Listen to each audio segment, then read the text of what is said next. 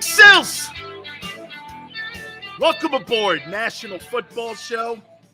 Man, yes, I see some of you are saying, like Michael, just an absolute ton to cover. Appreciate each and every single one of you every day coming here to check us out and making us one of the fastest growing shows when it comes to streaming, especially in sports. We are just catapulting up the ladder here, and it's all because of you guys. You know, I'm going to say one more thing here. I've learned one thing, especially about Philadelphia.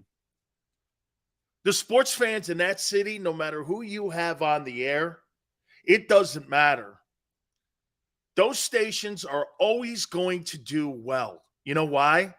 Because the fans don't give a shit who's on the air. They want their voices heard when it comes to their respected sports teams. Why do you think we're doing so well at JAKIB? Because especially with us, dude, I'm engaged with you guys. My show, and I'll say this to you guys until my last second on this network. My show would not be anywhere near is and where it can be without you and without us having dialogue back and forth. And I mean that with all sincerity. Dude, when I first started and I was giving you my bullshit takes, I'm doing 200 views, this and that. Dude, we're killing it. I mean, we're like, with all the platforms and such and all the postings and the Twitter, we're like near 1 million views. It's crazy. Nobody, I would think, digitally in Philadelphia watches anyone else more than what we do.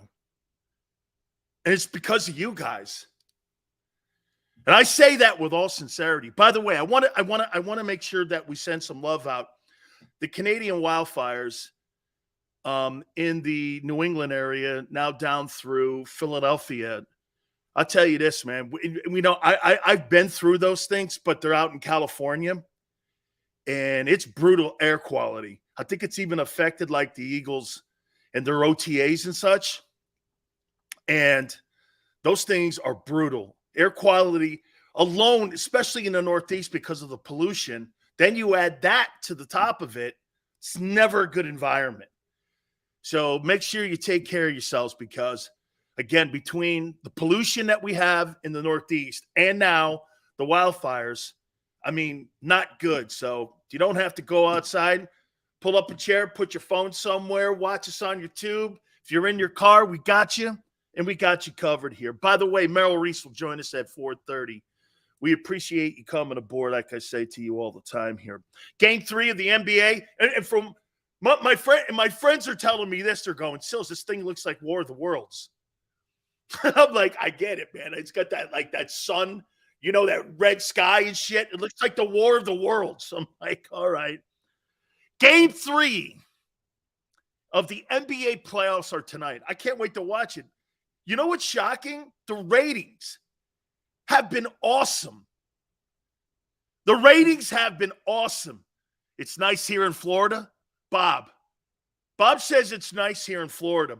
Hey, Bob, how long did it take you to start having breast sweat when you left your house this morning? Just asking. You see, when you live in Florida in June, have to understand this. The second you walk out your door, you're sweating. It's beautiful sun here. How's that humidity? Okay, hey, how's that humidity going, Bob? It's hard to breathe for real. Sue, let me give you a little small story here. Hey, F you, Bob. Hey, Sue, let me give you a story. So, like, we lived in Los Angeles where my daughter was born. Hot, wet blanket. I know, man. Dude, the most difficult. Hey, dude, no doubt. My daughter was born in Los Angeles, right? We went through a wildfire. This much soot was on my back porch. Stuff was just raining down. And it is, dude, when you get that kind of stuff, like it's in the air and you see it and you can't breathe. Holy shit. Chuck goes, South Carolina. South Carolina humidity? Bob, let me just say this to you. Here, I went down to, because I'm from the Northeast, like most of you that come here. So I go down to South Florida for the first time. And I go on a recruiting trip. Hey, it's December. Damn, this is nice. Wow. This is paradise.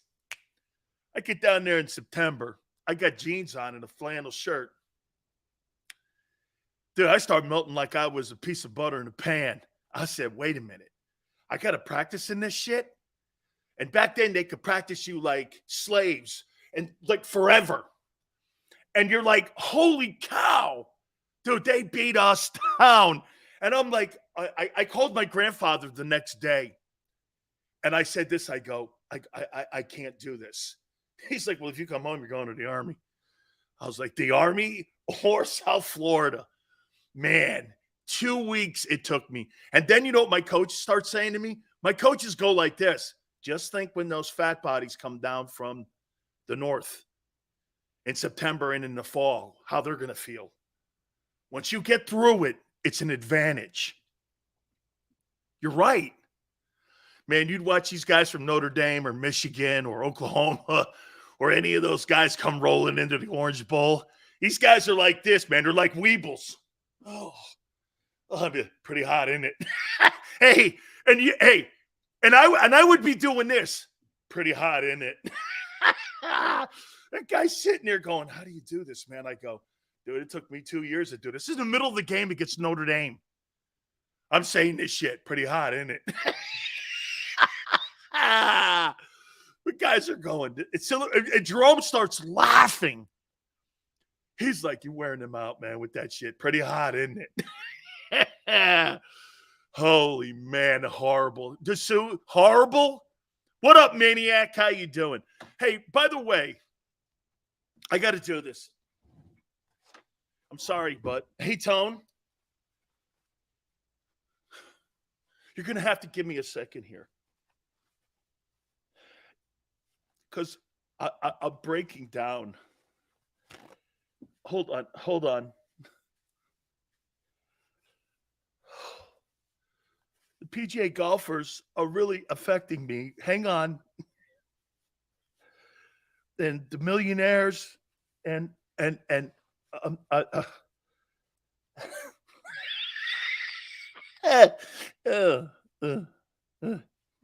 that Jay Monahan's going to go down as the absolute worst commissioner in the history of sports. Dude, I don't mind you lying, stealing, thieving for self-preservation. Everyone does it. Good with it. Hey, everyone will lie to keep themselves alive, to keep their fortunes, to help their legacies. They'll try to rewrite it. Shit. Some of you try to rewrite Jalen Hurts' history. Well, he was brought here to be a franchise quarterback. No, he wasn't. He was brought here to be a seatbelt. But now, hey, here's the things you don't do in sports. You don't use Hitler as a reference. You don't attack Jews and the Holocaust. You don't attack George Floyd. You don't attack the 9/11 victims. Because no matter if you're right or you have facts on your side, no one cares. They're still victims in the end. Whether you're right or wrong, it's a nowhere debate. Why would you reference Adolf Hitler? Why would you reference the Holocaust? Why would you reference slavery? Why would you reference 9/11? To save yourself, you grabbed the lowest hanging fruit thing that you thought would be able to self-preserve your PGA tour. And you went after the 9/11 victims. And now, there's no walking back over that plank. I don't know how that guy doesn't resign. Jay Monahan. I don't know how he doesn't resign. Hey, Sills, I had my first cannoli this weekend. It was a strawberry since I was at the Strawberry Festival. Oh, man, I love that event. My wife and I used to go to that all the time, Jeff. That's a great event. The Strawberry Festival. Fantastic. Okay? Crazy to bring that shit up. Well, you know, how do you tell the 9/11 victims if you're on the Live Tour and you're like, this is going to blow up in that guy's face? How is he going to walk back over that if they end up doing that? Hey, by the way, I'm going somewhere in the NFL with this. Do you know the one thing the Saudis have shown American sports fans? Hey, you may think you're who you are, Jerry Jones, or the PGA Tour and all that. The Saudi money is endless. You know why? Because you fuel us. The American dollar is what keeps Saudi Arabia alive and makes them quadrillionaires. I don't even know if that's a word. So here, you know what the Saudis are going to do next? When is it next that the NFL gets approached by Saudi Arabia to buy a team? You put a front man in there with the group that bought the PGA Tour, and you buy an NFL team. How long before Saudi money goes into the NFL? And by the way,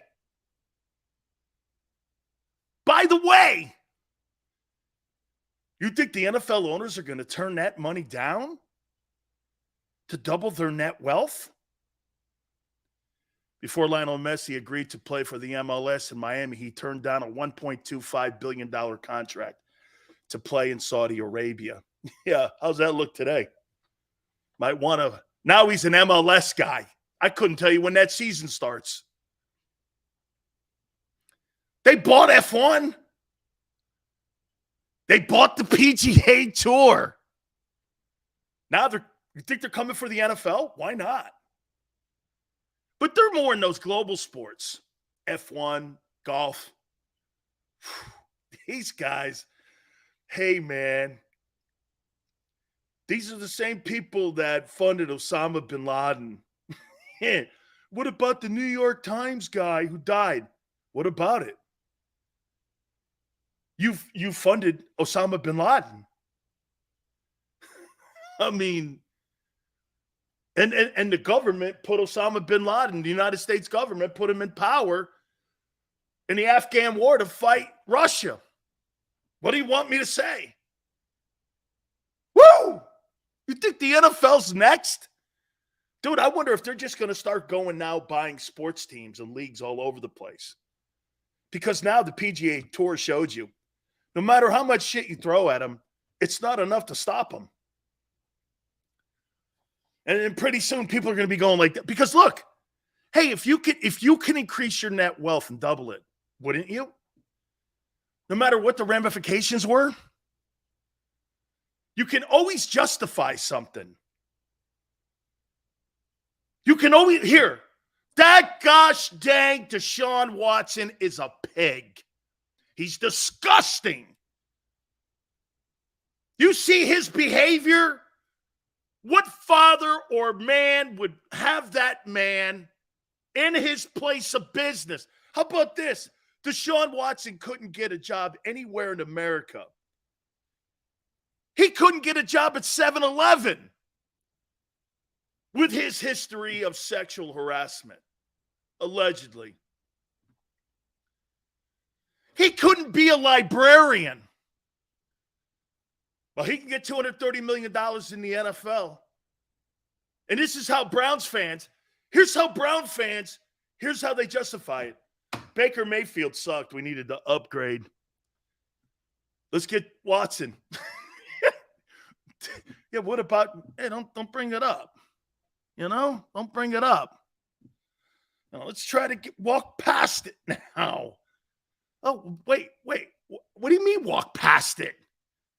This guy had 28 sexual harassment violations that he had. He was out of ball for 2 years.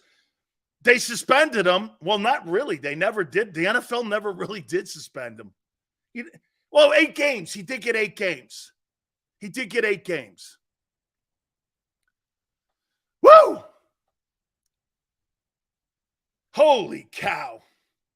5-star Go Sills, we need to sit down and talk about history and current events and politics. You know what I've come to the conclusion, 5-star? They're all scumbags. No matter who you are and what side of the aisle. And I learned this. Last thing on Trump. Do you know why they don't want Donald Trump to be the president of the United States? It's not because it's Donald Trump. It's because they don't want an outsider in seeing what they do on both sides of the aisle and how they make money and how they steal money from the United States people. That's why they don't want an outsider in again. This is more about an outsider running for president than it is about Trump. I could give a shit about Trump. This is about an outsider. Because when an outsider walks into that business known as politics, and you know why the great executives in America that are 35 to 40 years old don't run for president? Because it's a bad business plan. It's a bad business plan. No business in the United States of America would run the way our politics runs. Okay? And that's why the Saudis know that. They knew it. PGA wasn't going to stand up to that money. That's right, Neil. Trump is like Buddy Ryan and Jerry Jones. That's who I compare him to. Okay? Again, dude, I don't care if you like Trump or not. It's not about Trump. It's about an outsider exposing how Washington runs. They can't get shit done. Taking vacations, lifetime benefits. They vote themselves lifetime benefits, and you and me don't have them. We don't have benefits. We got to pay for our benefits. They don't. And we put them in power. How'd that work? It's crazy. So again, both sides, not one side, it's both sides. I've come to the conclusion. That's why 5-star goes, let's talk about there's nothing really to talk about. They don't want an outsider ever again to run for president. This is about keeping outsiders out. Because outsiders know the business plan and how they extort money from the American people. Simple. All right. We are going to have some fun today. More fun than the PGA Tour is having. More fun than they're having. I can tell you this, that Jay Monahan. Hey, dude, you know that Pope that only lasted like a few months? Dude, I got to think that this guy's going to last a little bit less than that Pope that lasted and got poisoned years and years ago. Okay? I mean, right? All right. 2 things we're going to do today. The most interesting NFL teams, my top 10 Big Sills most interesting teams, and the most interesting players in the league. We're going to do that. By the way, I want to bow my head, and I want to give reverence to the Iron Sheik as he has passed on. And one of the great things about WWF wrestling back in the day, my grandpa and I used to watch it religiously every day. My grandpa loved the Iron Sheik. Him and Sergeant Slaughter going back and forth during that time, man, was just iconic. Those great matches between Sergeant Slaughter and Iron Sheik. Dude, man, off the top rope, Slaughter has the American flag. Man, that shit was just good, man. That was good, wholesome American ass whipping. Kick his ass. What a great showman the Iron Sheik was, though. Tremendous, tremendous, tremendous, tremendous. Just a great showman. He was great. Pedro Morales. Dude, Ken Patera. Steamboat. Bob Backwinkel. Bruno Sammartino. Of course, the legendary superstar. Dude, man, you had those guys were just great. They were just great, man. Tony Atlas, Bob Backlund, man, the champion of champions. My grandpa loved Bob Backlund. Superfly Snuka. Dude, these are all Ivan Putski. Dude, the Junkyard Dogs. You know George the Animal Steel, Colin. You want to hear something? Colin, George the Animal Steel was a school teacher from Syracuse. That's a true story. He was a school teacher in Syracuse, New York. Rowdy Piper is probably my second favorite wrestler of all time. Okay? Next to superstar Billy Graham. I love Rowdy Piper. Dude, Rowdy Piper, man. That's how I envisioned myself when I played college football, was Rowdy Piper. Hey, that guy was like an idol of mine. Dude, when I played, I had the attitude of Rowdy Piper. Dude, he made get this. It is one of the most underappreciated movies of all time. What was the name of that movie he made with the sunglasses? And he made, dude, it was so good. You put these sunglasses on and you saw which creatures were like from another planet. And it was so good, man. I loved it. And he was trying to save the earth and shit. Man, it's one of my favorite movies, man. They Live. That's the movie, man. I love that movie. They Live. They Live, man. That thing is great. Hey, by the way, did I say it already? CTE kicks in sometimes. Merrill Reese will join us in hour number 2 at 4:30. All right. I'm going to start with the previewing of the NFC East. Please hit the like button, guys. Chief Jay Strongbow. You know Chief Jay Strongbow was a New York Jet? Yeah. Strongbow was the New York Jet. I want to say Orndorff, I think he was a Kansas City Chief, if I'm not mistaken. I think Paul Orndorff was a Chief. Oh, Don Morocco, man. That's another great name from the past. The Road Warriors were dear friends of mine, both of them. I love those two guys. God rest their souls. The greatest tag team in the history of professional wrestling are the Road Warriors. Just the best. Dude, you know what? You know who reminds me in today's NFL of the Road Warriors? Travis Kelce and Jason Kelce. Those two, when they do their show, they remind me of the Road Warriors. They're like the Road Warriors, man. Because again, Animal was kind of like the crazy one, and Hawk was kind of more like the mean one. And they're really great guys. But Mike, who was the Hawk, man, I spent a whole summer in Austria with him. And we became so close. What a great dude, man. Died of a heart attack. Man, I love him, man. Ric Flair was kind of unapproachable a little bit.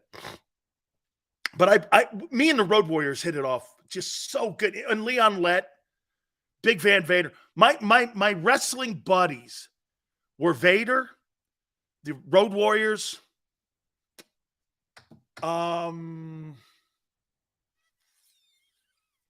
Cowboy Bob Orton, Ole Anderson, and the Ultimate Warrior. Those were my closest friends. Oh, no. Oh, yeah, and Scott Hall, Razor Ramon. I used to work out with Razor Ramon in Orlando. My wife and I worked out with him. This guy was a great-looking guy. Every time he showed up, I was like, easy, Kim. Big Cat Ernie Ladd, man. He could play some ball, too. I think he was also with Kansas City Chief. All right, let me get into this now. Seals, I love Steve Austin. He was another football player. Yeah, Scott Hall, man, really a great dude. Shot and killed a guy. He was a stripper, not a bartender, but he was a doorman at the Dollhouse in Orlando, and he was hitting on this this chick that was in there. And this guy brought a gun, and he got the gun out of his hand, took the gun and shot him. He got off. Scott Hall shot this guy, killed this guy. He did. This guy came in to kill him. Scott got the gun and killed him. It's a true story, man. Yep, Scott Hall. Hey, Nash is one of the coolest guys on the planet. I got so drunk with him in Daytona, he fell in the bathroom. His head hit the sink, broke the sink. It came out of the wall. Me and Crawford Kurt, a former Cowboy lineman who knew him very well, were laughing so hard. Water shooting everywhere. He fell down because he had so many shots. Hit this sink. Dude, he broke this sink into 1,000 pieces. You would have thought he dropped a glass on the floor. Boom! This guy's noggin was like a 20 head. Hit this thing on the floor, man. Unbelievable. He was really a great guy. Nash is a good people too, man. All right. By the way, I think we've had Jake the Snake on the show too. By the way, Jake's another good friend of mine, Jake the Snake. Or Dallas Diamond Page. We've also had on the program. Love them dudes. All right.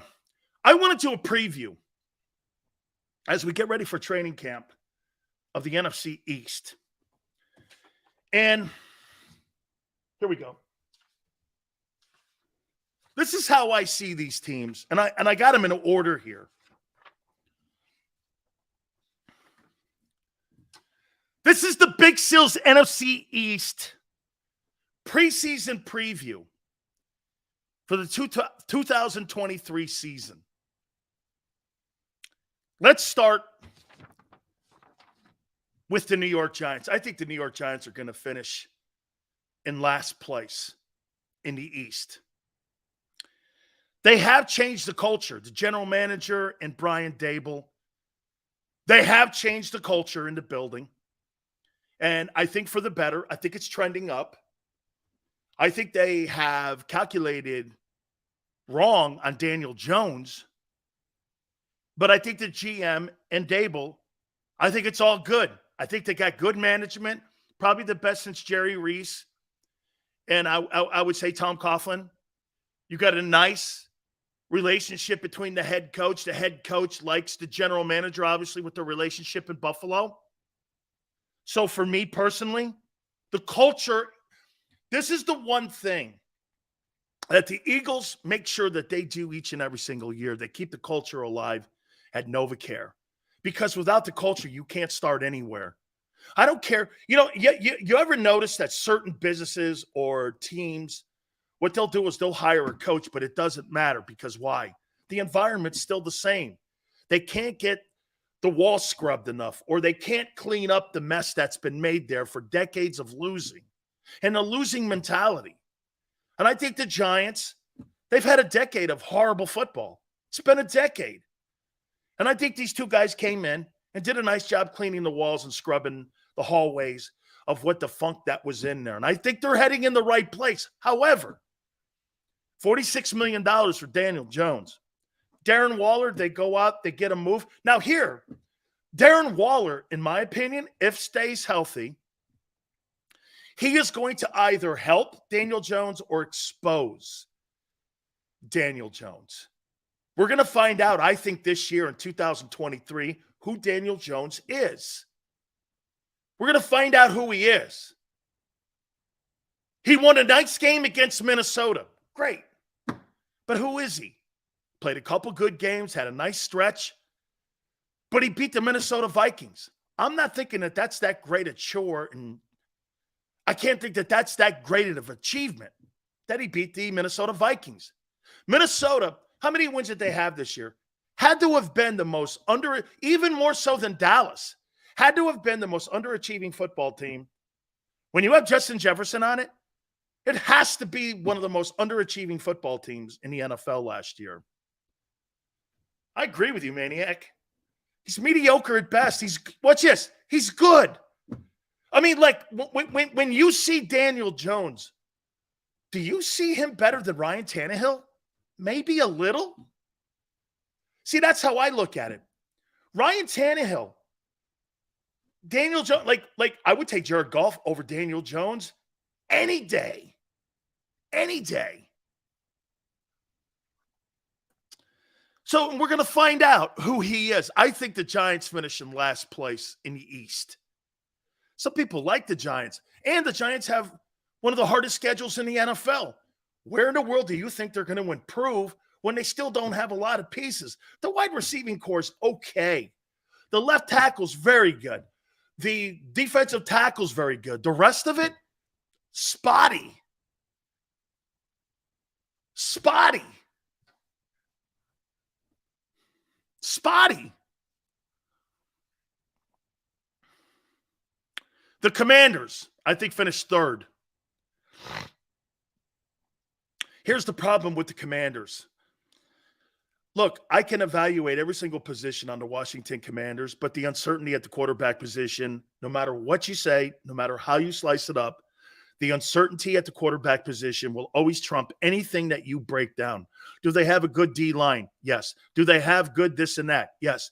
Are they talented at the wide receiver? Yes. But the uncertainty at the quarterback position, it prohibits you from going any further than that. Getting Eric Bieniemy in the building is a good hire. Now, is it? How many people think the Eric Bieniemy hire is good? Like, do you think Kansas City's going to miss a beat without Eric Bieniemy in the building? I don't. We're going to find out about Eric Bieniemy. I'll tell you this. I'll make a prediction.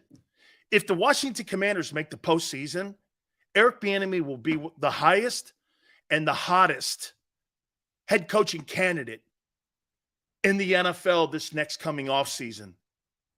If that Washington Commander, and he's able to get Sam Howell or whomever, Jacoby Brissett, to the playoffs, he'll be the hottest candidate when it comes to coaching availability because everyone will finally go, holy shit, he was that good. Because personally, right now, here's my problem hiring Eric Bieniemy. I don't believe he's who people think he is. You know why? I don't know. Andy Reid's the play caller.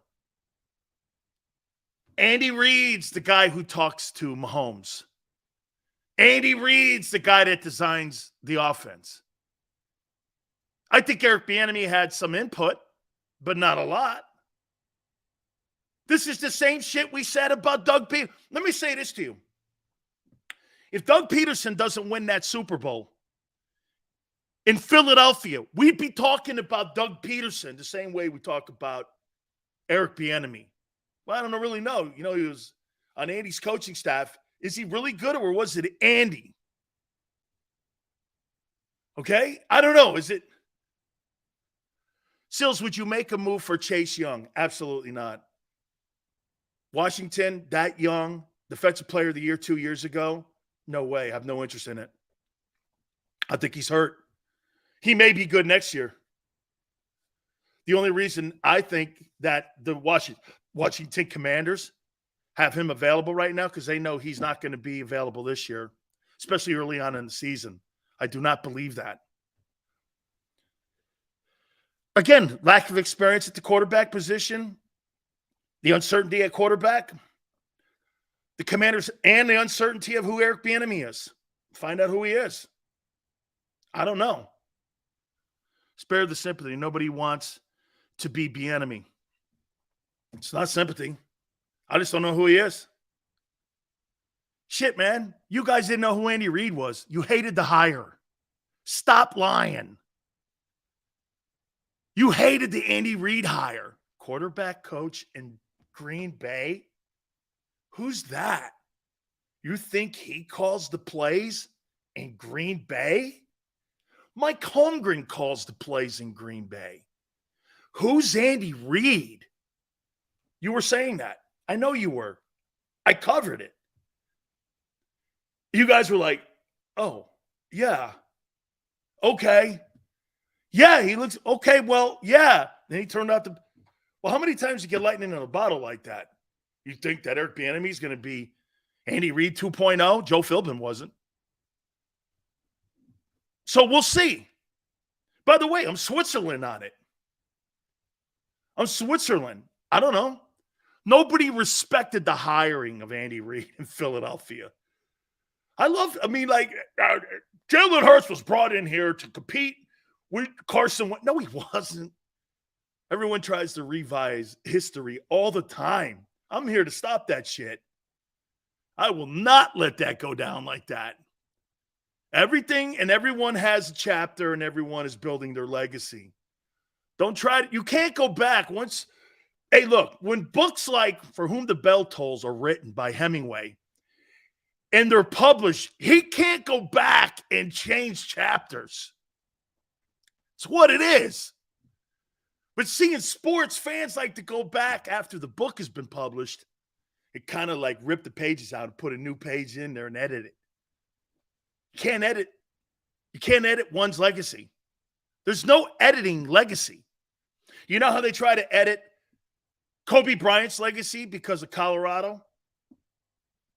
Shh, we skip over those chapters. It's chapter 9, 10, 13. We forget those other chapters in the book, right? What happened to 10, 11, and 12? Oh, well, I don't know.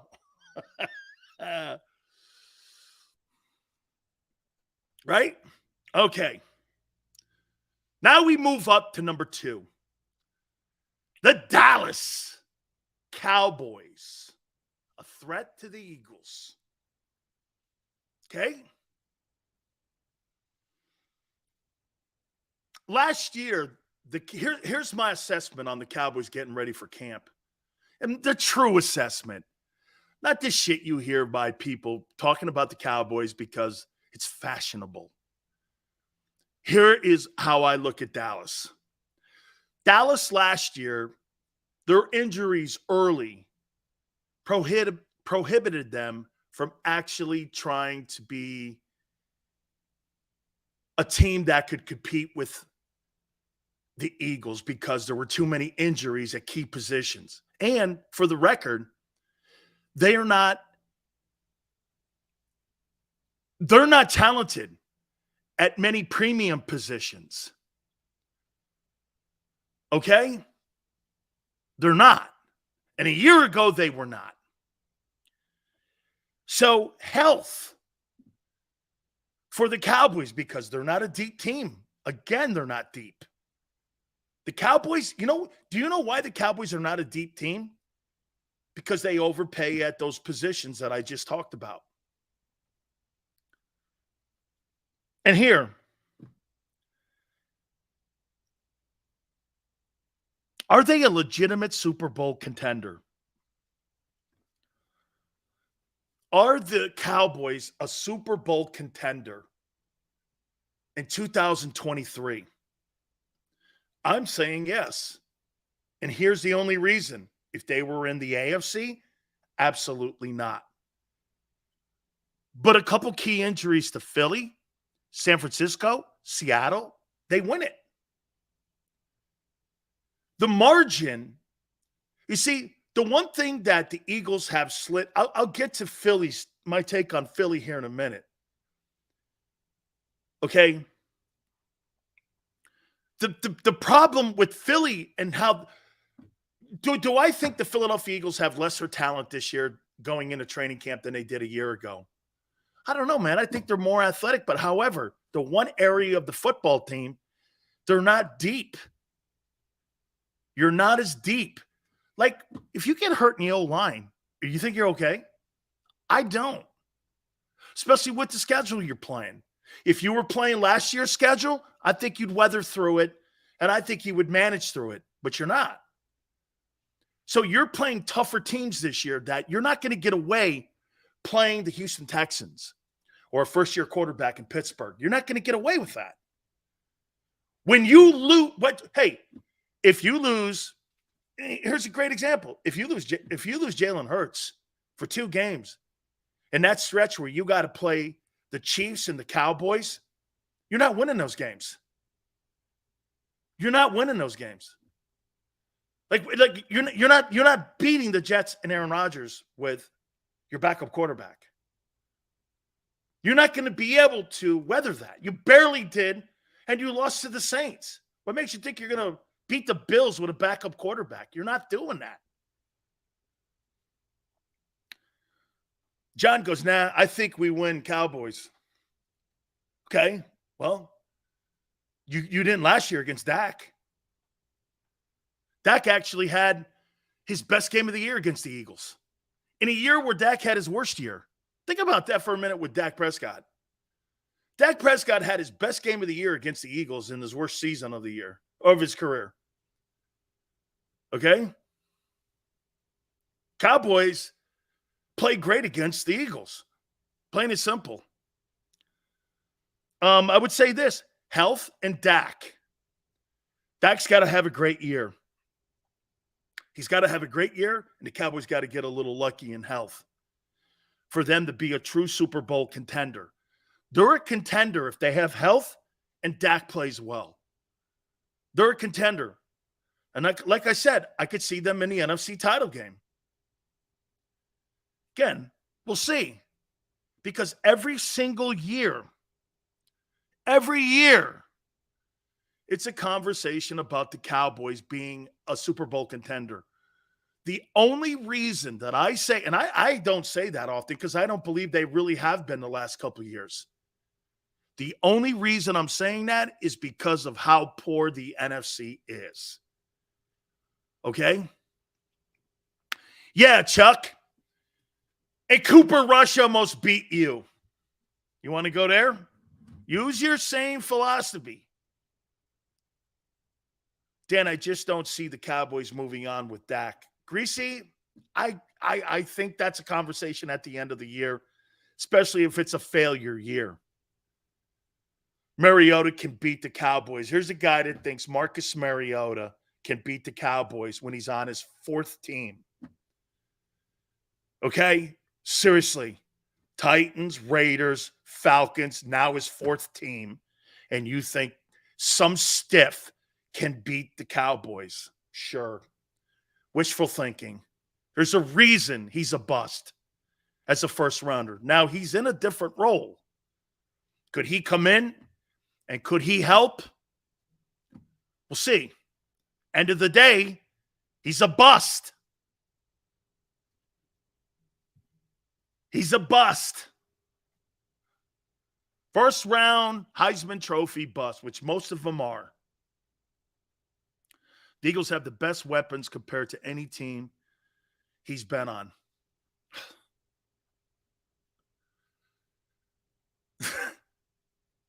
What's that have to do with being a great quarterback?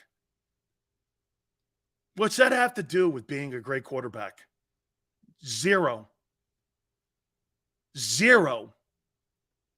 I saw Patrick Mahomes beat you with Juju Smith-Schuster. Shitty receivers. As I said it before, the lesser team won the Super Bowl. Your own example of Super Bowl 58 should be what you should always use as your barometer. We were the best talented roster. It was the best roster in the Super Bowl era of the Eagles, and we lost to a lesser roster. Facts.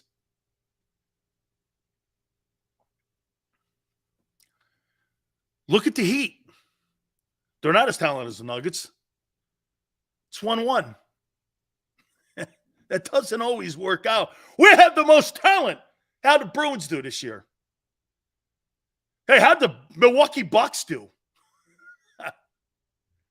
How'd they do? You had the best record in the NFL. How'd you do? I finished second. Great. I got the silver medal. So you're rooting. Hey, you're going to go down Broad Street with the silver medal around your neck? I thought in Philadelphia, you only walked down Broad Street when you had the gold medal. I mean, you guys really greased the pole down Broad Street for the silver medal? I don't believe you do. I don't believe you do. Look, I won the consolation prize. Okay. Hey, here's my second place trophy. Oh, better than the bronze. Spoken like a true snowflake, like Philly. Come on, man. Well, I do say this to you, Philly. If you're on the podium, I'm all good with it if at least you're on the podium. You got to be on the podium. I don't want participation medals because fourth place and down, you're right. Those are participation medals. Those things go in the trash can. Trey Lance. Niner. I got some. See, Niner, man, he's made me a better host. Because I always have now Trey Wance. I don't know why I said it just like that. I got Trey Wance. Jeez, something's wrong. Hang on. I got Trey Wance news. Hang on, I'll get it out right. I got a lot of Trey Wance news. Damn. We get some Trey Wance news. Just for a little bit later on. Thank you, Niner. You make me better every day. I can't thank you enough. Seals, don't hurt Niners' feelings. He'll block you. No, he won't. He could take it. Because all them guys out in San Francisco, they could take it. I'm moving on to the Eagles. I'm not going to say the news. I'm not done yet. Previewing the East. Not doing it yet. I think the guys in San Francisco could take it.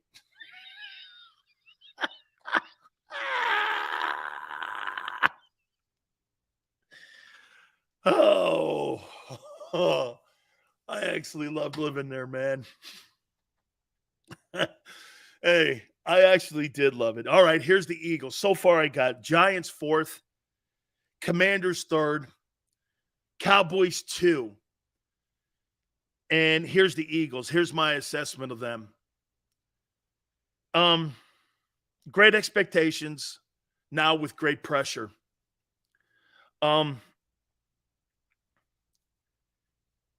They should be calling this football team the Philadelphia Bulldogs, not the Philadelphia Eagles. These guys are the Bulldogs. I'm not calling them the Eagles anymore. They're the Philadelphia Bulldogs. They're skilled at premium positions, most notably in the O-line. They're absolutely physical. I don't know how physical they'll be on the defensive side of the football. But I would say that Philadelphia, obviously. Now, where they've come back to the pack, though, is the depth. And I will say this. The kid, Cam Jurgens, is not going to beat out the guy you drafted, Steen. He's going to win that job. You know why? He's better. He's a more talented kid. He's a more And why do I say that Tyler Steen is going to beat out Cam Jurgens? I don't think Cam Jurgens is the athlete that Tyler Steen is. To me, Tyler Steen, coming out of high school, was one of the top recruits in the entire country. And you want to know a little bit about his past? Tell me if this doesn't ring true for you. He was a defensive guy, played multiple positions in his youth, and he turned himself into an offensive lineman. Same way you got with Mulata, same way you have with Lane, same way now you have with Tyler Steen. This kid he's an athlete. And I do not believe that Cam Jurgens is a better athlete than this kid, plus his size. I think this kid here, 6'5" and a half, I think what they have to do is they just got to get acclimated in there, and I personally think he's going to win this job.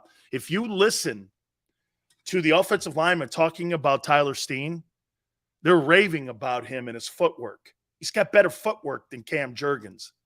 Listen to what you do is, it's not so much, look, they're in helmets and shorts right now, correct? Okay. They're in helmets and shorts. Listen to the way the players are talking about Tyler Steen. Steen is talking to them more about how his footwork and his hands, and get this, he's got quick hands, he's smart, he's picking stuff up quick. The stuff that, and one of the things that I loved the most was that Jason Kelce was saying that Tyler Steen, you don't have to repeat things to him twice. He gets it once. So to me, I think he is rapidly picking this up, and I do think that that's an open battle. And just because Cam Jurgens was on the football team a year ago, that doesn't necessarily mean. And I think sometimes some of the people have the notion, well, he's going to be Jason Kelce's heir apparent. Well, what's that got to do with playing right guard? Absolutely nothing. Right guard and center are two different positions. He's probably going to fit right in playing center when Jason Kelce calls it a career. But playing right guard at 6'2.5", 6'3", I don't know. I'd rather give the kid, the bigger kid, the better athlete, the more upside, and more future. Plus, what can you do with Tyler Steen once Lane Johnson calls it a career? You can slide him 3 steps to his right, and there's your right tackle for the next 10 years. Do you understand that you're working right? You've got 2 guys right now in your backup role. One of them is going to be a starter, obviously. But you've got Cam Jurgens. You're in a great position if you're Philadelphia for that right guard spot. Now, filling it will be, I think, a tougher task than what people are thinking. But at the end of the day here, you got 2 guys that you're working at one time that you feel comfortable that could play the left or the right guard position. That's fantastic because these guys are going to get a ton of work. And what you're going to do with both, what's the number one thing? What's the number one thing that you do when you're working with guys like Tyler Steen and Cam Jurgens? You're creating depth. Then you add Jack Driscoll into the conversation too. Now you're increasing and actually having an open spot in your O-line is going to help your depth. It's going to help your depth, okay? So I like it. Now, again, it's just they're too good at all premium positions. The quarterback looks like he's getting better and better and better. And I'm calling this football team not the Philadelphia Eagles anymore. I'm calling this football team the Philadelphia Bulldogs because of all the teams in the NFC, the only other team that comes close to the physicality that they could throw at the Eagles is Niners guys. Now, here's the one thing I would say about Niners guys. Once again, here we are in a position with San Francisco. Aren't you guys tired in San Francisco of constantly talking about the quarterback position? It's 10 years now. I mean, your best quarterback in the last 10 years has been Colin Kaepernick. Aren't you tired of that? It's been Colin Kaepernick. What's the news story today on Trey Lance? Somebody said something else about Trey Lance today at camp. And to me, you're overcooking it.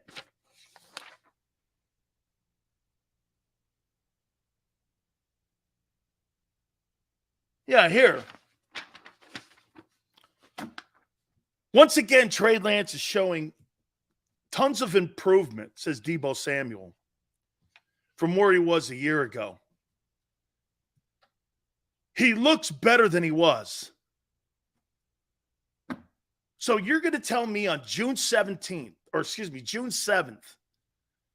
guy in helmet and shorts, that he looks like the part a little bit, or not even the part. They're not even saying he looks like the stuff. Do you know, I have not heard one guy in San Francisco say this. Hey, you know what? Trey Lance looks like the guy. You know what they're all saying? Boy, he's really improved. Boy, he's getting better.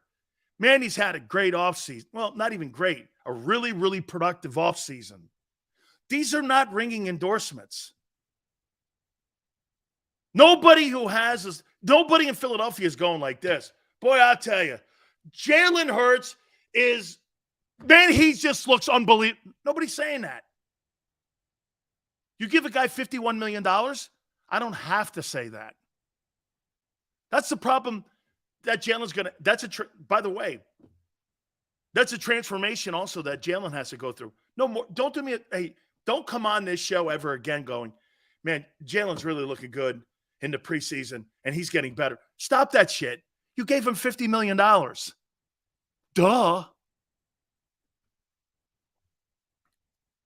Parsons said the Cowboys will be the 2000 Ravens. Bro, are you putting into people's heads that you're Ray Lewis or Terrell Suggs? Give me a break. That guy talks so much shit, and he's so overhyped. It's disgusting. He's not that good. Look, I'll take that back. He is a good player, but he's not who he thinks he is. He talks like a Hall of Famer. Man, I could name you 20 better edge rushers and outside linebackers than him that were not Lawrence Taylor. Cornelius Bennett is better than him. He'll never be Cornelius Bennett. Bennett's an 8-time Pro Bowler, was on 5 conference title teams, was the SEC Player of the Year twice, was an All-American, a Lombardi winner, and considered one of the greatest pass rushers in the NFL. He has 80 sacks. He'll never be Pat Swilling. He'll never be Mike Coffey. Mike Coffey was a good pass rusher, but you know why you never heard of him? Because he was in Detroit. Like, will he be better than Carl Mecklenburg?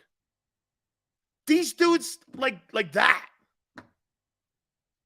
I mean, I watch him in games. Like I watched him in that Giant game that Lawrence Taylor showed up. He was a non-factor. Those players were all, dude, here, who's the guys that played back in the day on the other side of Swilling? Ricky Jackson. You think Micah Parsons is better than Ricky Jackson? Man, I do not.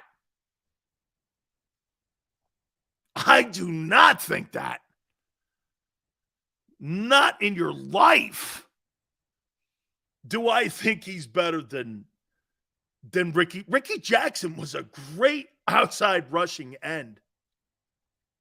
Shit, Wilbur Marshall knocked up. Hey, some of you guys in here are kind of like my age. You guys remember Wilbur Marshall?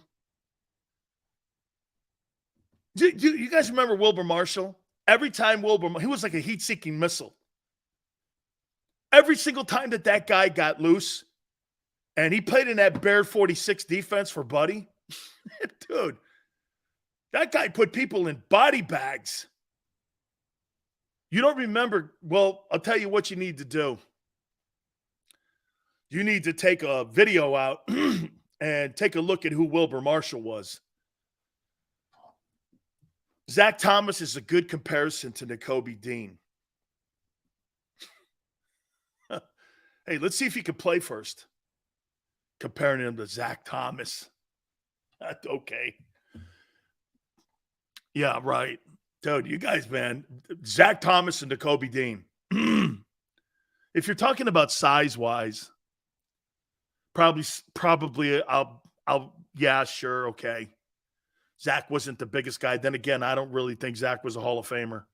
I made my and I disagree with Jimmy Johnson on that.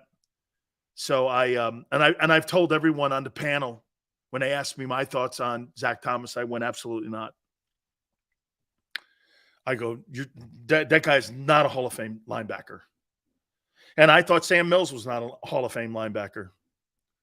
Just never did. I thought those guys were in the land of really good ball players. But, hey, I had a problem with Jason Taylor. I was like, Jason Taylor, you think he's better than Leslie O'Neal? He's not better than Gastineau. Yet we're talking about Jason Taylor. Which Jason Taylor, really? Javon Curse was a good pass rusher too. You know? So I had a problem with those guys. But Zach Thomas, I think Zach Thomas is a good ball player. Okay, but I didn't do this. Man, he's a tackling machine. Like, people are asking me now in the Hall of Fame, people are about Terrell Suggs. What do you make of him? I'm like, I kind of compare him to somebody like Kevin Green. He's like a Kevin Green kind of player. LaVon Kirkland is being also talked about a little. I don't know. I don't think he's a Hall of Fame guy. I think he's a really good player. Yeah, Greasy, Harvey Martin was a really great player. And I think he's a borderline Hall of Famer. I think the other guy on the side, too, Ed Too Tall Jones, I think he was a game-changing football player, but he doesn't have enough Pro Bowls, so he'll probably not get the consideration. But Ed was a force on Doomsday. It wasn't just Randy White. You know, you can't have a formidable defensive line and only one guy go to the Hall of Fame. And that's what the Cowboys have with that Doomsday. It's only Randy. Now, if you go Doomsday 1 with Bob Lilly, there was only one guy on that line, Bob Lilly. How could you have a formidable D-line with one guy as a Hall of Famer? Purple People Eaters, every guy in that line is a Hall of Fame type player. Larson, probably not. Jim Marshall should be. Alan Page and Carl Eller were. Phenomenal players. I debated all these guys. Yeah, Kevin has passed away. He's since passed away. All right. I have a list of the 10 most interesting NFL players. The Big Sills, 10 most interesting football players for the 2023 season. By the way, Merrill Reese will join us at the bottom of the hour at 4:30, hour number 2. Hit the like button. Keep it here on the National Football Show.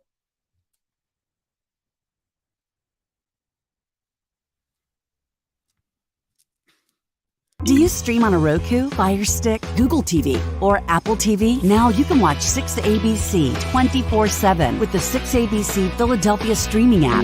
For the big story on Action News, search 6ABC Philadelphia and start streaming today. Go to get your game on. Go for the beers. Go for the cheers. Go for the hit and the hits. Go for the stakes and the stakes. Go to get your parlay on. Go to get your party on. Go for the scene. Go for the screens. Go for the gallery. Go for the win. Go to Ocean. Visit theoceanac.com to plan your visit. The greatest fans on earth. It's a bold statement, but would you expect anything less from Philadelphia? 58 years of heartache creates a toughness, a grit, a resolve not found in most. Sure, our prayers were answered, but now that we've had a taste, we're looking for more. Pondley Hockey, official partner of the Philadelphia Eagles.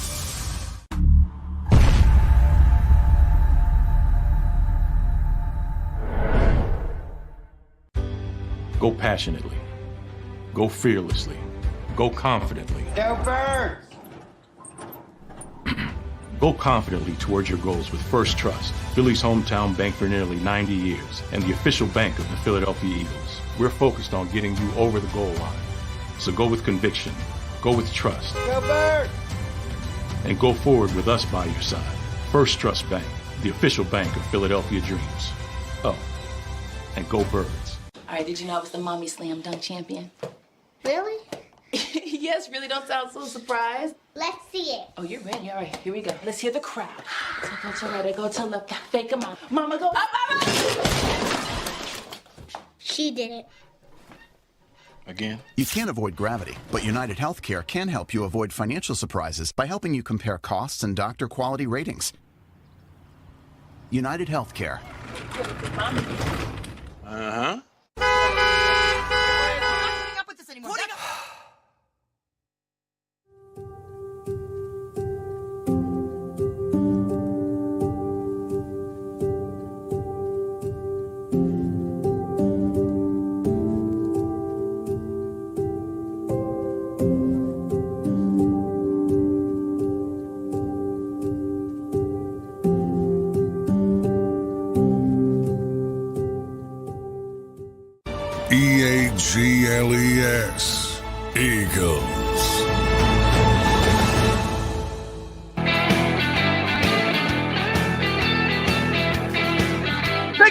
National Football Show, hour number 2.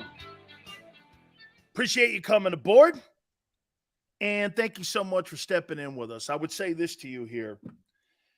Boy, the NFL is really going out on a limb here and putting it out there that they're really pissed off that the players are gambling.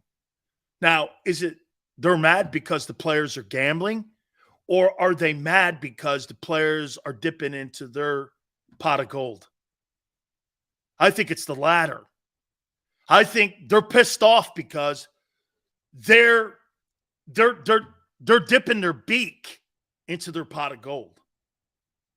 The same way the PGA got mad that the Live Golf Association was dipping their beak in the PGA's pot of gold. That's what happened. This is all about money again. This is not, you really think the National Football League gives a shit about integrity? They've been killing their players for over 100 years. And coming up with bullshit court cases to stop these men from collecting benefits for CTE or ailments, and the men who today's players stand on the shoulders of. They've been killing players for 100 years. They care about integrity? Really? For years, they kept the black quarterback out of the sport because they didn't want it to be the face of the franchise. They finally got smart and started firing all these old-headed offensive coordinators who couldn't see the trees through the forest. That's why you got more black quarterbacks in the NFL today. You got more black quarterbacks in the NFL because the coaches are younger. Do you not see the correlation there? The head coaches in the NFL are younger. The last of the old guys, the Carrolls, the Belichicks, how many old guys are in the game? Those guys are being weeded out of the league. They're being weeded out. Do you think there's any coincidence that they're weeding out the old school coaches who couldn't coach dual threat quarterbacks and bringing in these younger guys? That there's more African Americans in the sport at the quarterback position? I'm not saying the NFL owners don't have the same mentality. They do. You're pawns in the whole thing. But it's why coaches, like, how many? Brandon Staley's a coach. Okay, but Mike Martz isn't. All right. Okay. Cody goes, the NFL needs to worry about officiating. No, they don't. It's content. Controversy, content. Water cooler talk. Are you crazy? The more you have with so-called calls on the field, the more content the NFL has. I see Sapp working with Washington. Okay? Probably has a connection with Del Rio and with Ron Rivera. Okay? Probably. Gambling. The NFL is so concerned about gambling when now they have fantasy football leagues and it's legal in America to gamble. But the NFL player can't gamble. Why? The integrity of the league? Wow, these guys are so blinded. They are blinded like the PGA executives. They are out of their minds if they think the American public doesn't see what's going on here. You're mad at the players because the players are going to make money on gambling too. And you don't want them going in using your name and your brand. That's what this is. The NFL owners don't want the players using the brand to make money with gambling. That's theirs. It's not been negotiated with the collective bargaining agreement that gambling is part of the NFL players now. They want to use that as the next bargaining piece. And by the way, D. Smith, you're the disgrace to the Players Association signing that CBA. And as long as that CBA is intact, there is no doubt, Gene Upshaw's rolling in his grave. You are a lowlife. You sold the players out. You sold everyone out. He has been the absolute worst executive director of the NFL Players Association. They bow, they take a knee anytime there's any kind of unrest in management or in labor. He is the worst that you could possibly be. And he's a disgrace. The next guy they get in there will be the second lapdog to Roger Goodell in the NFL. You might as well just have a guy that you could just stick it up his ass and move his mouth, because that's what the NFL executive director of the Players Association is today. He's a puppet. He's one of those puppets that sit on the lap, and Roger Goodell's a ventriloquist. He's a ventriloquist. Why can't players gamble? You mean I can't make a bet on an NBA game tonight? Why? You do. You have fantasy leagues that fans can now bet money on. Jesus, criminy. That's terrible. What, you think we're children? See, they treat those players like cattle and stupid kids. They're not responsible enough to gamble. They're not responsible enough with their own money. They'll give the league a bad name. Dude, if I want to bet on hockey or baseball, I should have every right. It's now legal. Supreme Court said it is, but not in the NFL. That just shows you the NFL's power. Hey, it's great that gambling's legal, but not with us. You can't gamble with us. They would lose that in a court of law. They would lose that. I've always wondered this. So if a guy gets busted for pot in Colorado and he plays for the Broncos, can the NFL suspend him? It's legal to smoke pot in Colorado. But it's not legal to smoke pot with the NFL. Well, let's go to court on that. I'll take that bitch all the way to the Supreme Court. Supreme Court says it's, especially the state court in Colorado says it's legal to smoke. You don't have any right to say I can't. You'll lose that. Because there's a thing called civil liberties. Company policy? How can you have a company policy that contradicts state policy? Ask Florida. Hey, ask Florida and Disney how that works. Ask Florida and Disney. They thought they were their own guy too. Ron DeSantis went, no, you're not. You don't set your own laws and have your own rules. And they took that exemption away. They took that exemption away from Disney World.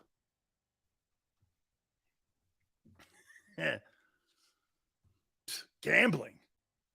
I've seen more articles on gambling. I see that the NFL compliance and the communications department is making sure that that's getting to all of their business partners like CBS, Fox, ESPN, because there's articles everywhere. The NFL's going over and above to make sure that you, the fan, know that the game has integrity in gambling. It's not about telling the players about the gambling. It's to let you know that the games aren't fixed. It's a PR move. Every single website, if you look at them right now, every single website has something about gambling and about the NFL making sure that everyone knows that gambling is prohibited by players. Go look at them now. Front page, every website. It's the long arm of the law known as the NFL. Okay? It's the long arm of the law.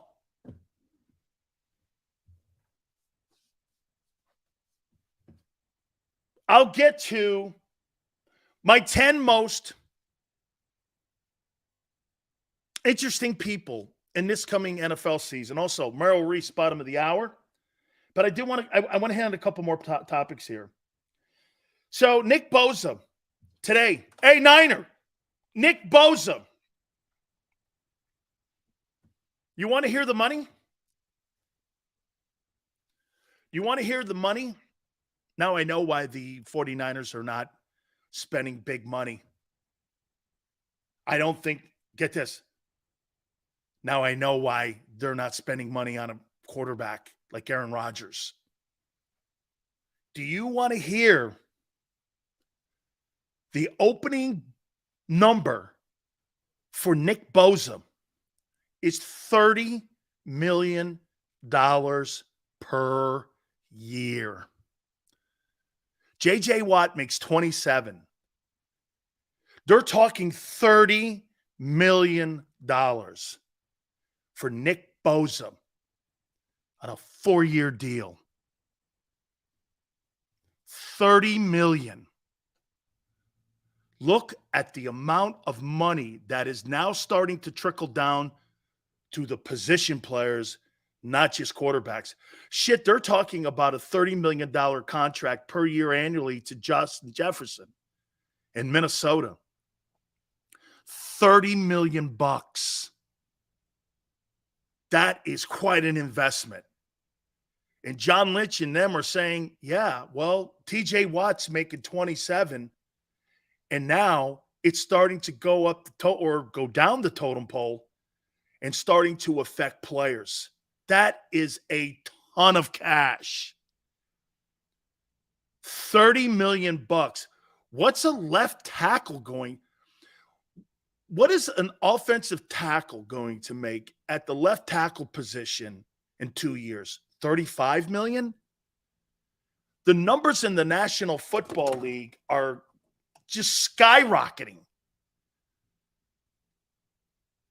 Okay? Skyrocketing. Smoking pot is not a constitutional protected right. So, yes, companies can regulate.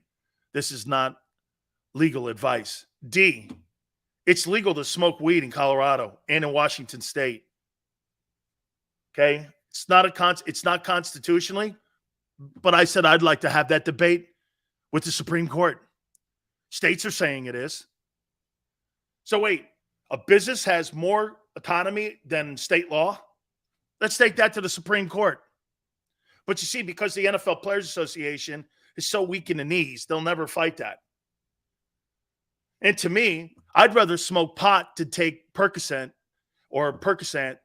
and Valium and Vicodins, stuff that really addicts people and kills people, and opioids and oxycodones. What would you rather give a guy? So the NFL would rather, because you know why? They're also knee deep into the pharmaceutical people. You'd rather give a guy oxycodones, have him get addicted, than you would rather have him smoke weed? Of course you would. Why? Because you get kickbacks on the medicine. You always have. You always will. I mean, come on. The NFL would rather have you on opioids than pot. Big pharma, baby. It's not just in the media. Hey, right. Hey. Certain host in the media, sponsored by Pfizer. Congratulations. $30 million for Bosa. Woo! All right, here's another one here. Again, I'm going to get to my interesting folks here in a minute. Here's this one here. Here's the exact lines from Matt LaFleur. Jordan Love is showing signs of progressing and really doing well. Does that sound like a guy you feel completely comfortable with passing the baton to, from Brett Favre to Aaron Rodgers to Jordan Love? Why on June 7th are you trying to tell me that he's getting better and he looks like he's improving? Is that to calm the fan base down? Is that to temper You know what they're doing? They're making sure Packer fans know right now they're not going to have a great year. Hey, temper your expectations. This is not going to be like Aaron Rodgers. Well, if it's not going to be like Aaron Rodgers, you drafted him in the first round. We've had excellence at the quarterback position for 30 years. You're trying to tell me now I just bought a ticket package for $35,000 to Lambeau, and you're telling me we're going to have a shit season? Why should I invest in you? See, that's what season tickets are today to fans. In my opinion, I'm not investing in a foot. You know what? Here, this is a great exercise. It's a great exercise. That right there just shows you, why would I buy season tickets? Why in the world would I buy season tickets to the Green Bay Packers when you're preparing me for a dog shit season? Why in the world would I spend $35,000 and invest in a stock that's going to fail? Oh, but I'm on the long. Really? I don't think so. Standings NFL. Why would I do that? Why in the world? Here, if I'm going to buy season tickets, here are the teams that I'm going to buy season tickets to. And you know what? Season tickets is like buying an annuity or buying a stock. Am I buying stock in the Bills? Yes. Am I buying stock in the Dolphins? Yes. Am I buying stock in the Patriots? No. Why would I spend $35,000 on season tickets to go see Mac Jones and that bullshit? Would I spend money on the Jets? Yeah, I think it's pretty good. It's interesting right now. Yeah, I think that stock's going to have – see, for me, the Jets stock, being a former stockbroker, that's an immediate increase. So you want to get in immediately. You're not in for the Jets for the long haul. The Bengals, absolutely, I'm buying season tickets. Ravens, absolutely, season tickets. Partial, because I want to make sure that guy's healthy. Steelers, I'm not buying season tickets to that.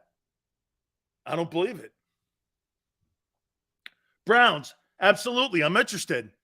Short term, I'll buy a half season ticket.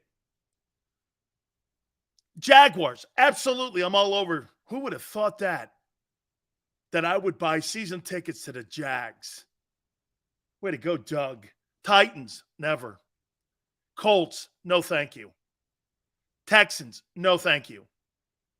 Chiefs, all day. Chargers, I would. Raiders, no thank you. Broncos, half season tickets. Eagles, no question about it. You know what's crazy about the Eagles? The Eagles actually have restructured some of their management and still, at the end of the day, and changed some of their executives out, players, and I'm still bullish on them. Cowboys. More for the entertainment than the winning. Giants, I'm not buying that. Commanders, no way. Vikings, no thank you. Lions, I'm buying. Packers, no thank you. Coach don't even believe in the season.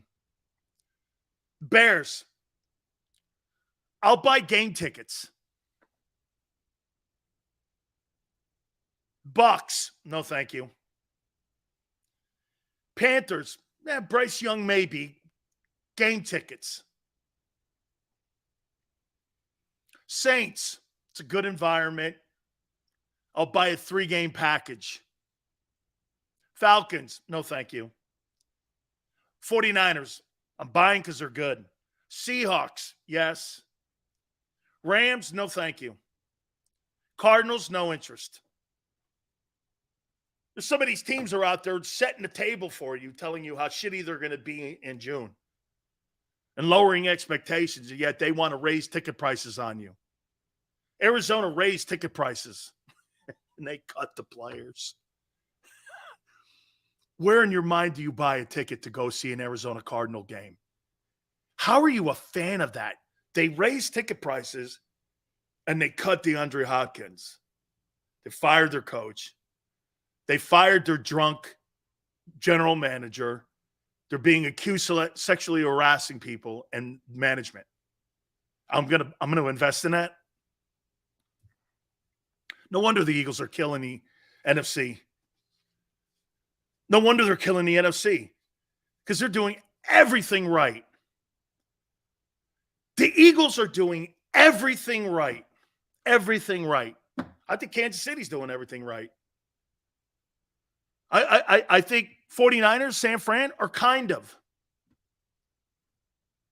Matt LaFleur telling everybody now, hey, don't have too high expectations. Okay? Don't have too high expectations. And again, before we get Merrill on, and again, my 10 most interesting players in the NFL, they're all quarterbacks too. So I wrote that down. We're going to do that now after Merrill Reese here. But before we get Merrill on here, how about Sean McVay now being asked at OTAs today this question? Hey, what do you make of the turnaround with Jared Goff? Can you imagine that? Sean McVay. And by the way, you know what Dan Campbell said today at OTAs? Dan Campbell said he's better now here with Detroit than he was in Los Angeles. Dan Campbell, those are quotes, said he's better today in Detroit than he was in Los Angeles. So at the end of the day, did Sean McVay give up on Jared Goff too soon and go for the shiny lure in Matthew Stafford? Here's why this is not quite the 49er move, but here's kind of like the 49er move. So you traded first-round draft choices away to get Matthew Stafford into your building, albeit you won a Super Bowl. But now you're in purgatory for the next 5 years, maybe longer. I don't know the next time the Rams have a first-round pick. I don't know when do you have a first-round pick? God forbid Stafford goes down. Who's quarterbacking for you? It's a scrap heap team. Here, what the Rams were and what the Bucs were, it was a Ponzi scheme. You bring something in, everyone invest, and it was never long-term. You could look at it and go, well, Dan, the Bucs and the Rams got their Super Bowl. But then look at the Eagles, how they did it. Man, the Eagles, what was it, 3 years ago? 3 years ago, the Eagles were a 4-win team. They were a 4-win team. And doesn't that seem, that 4-win team, like it was 100 years ago? That thing seems like it was 100 years ago. Right? I think both the Bucs and the Rams are in serious trouble. Why are you paying Aaron Donald $20 million to win 6 games? This is why what the Eagles are doing and how they're building their team, that 4-win team that they had 3 years ago seems like light years away. And you look at the Bucs and the Rams, they pushed all their chips in. Now, like I said, they're in purgatory.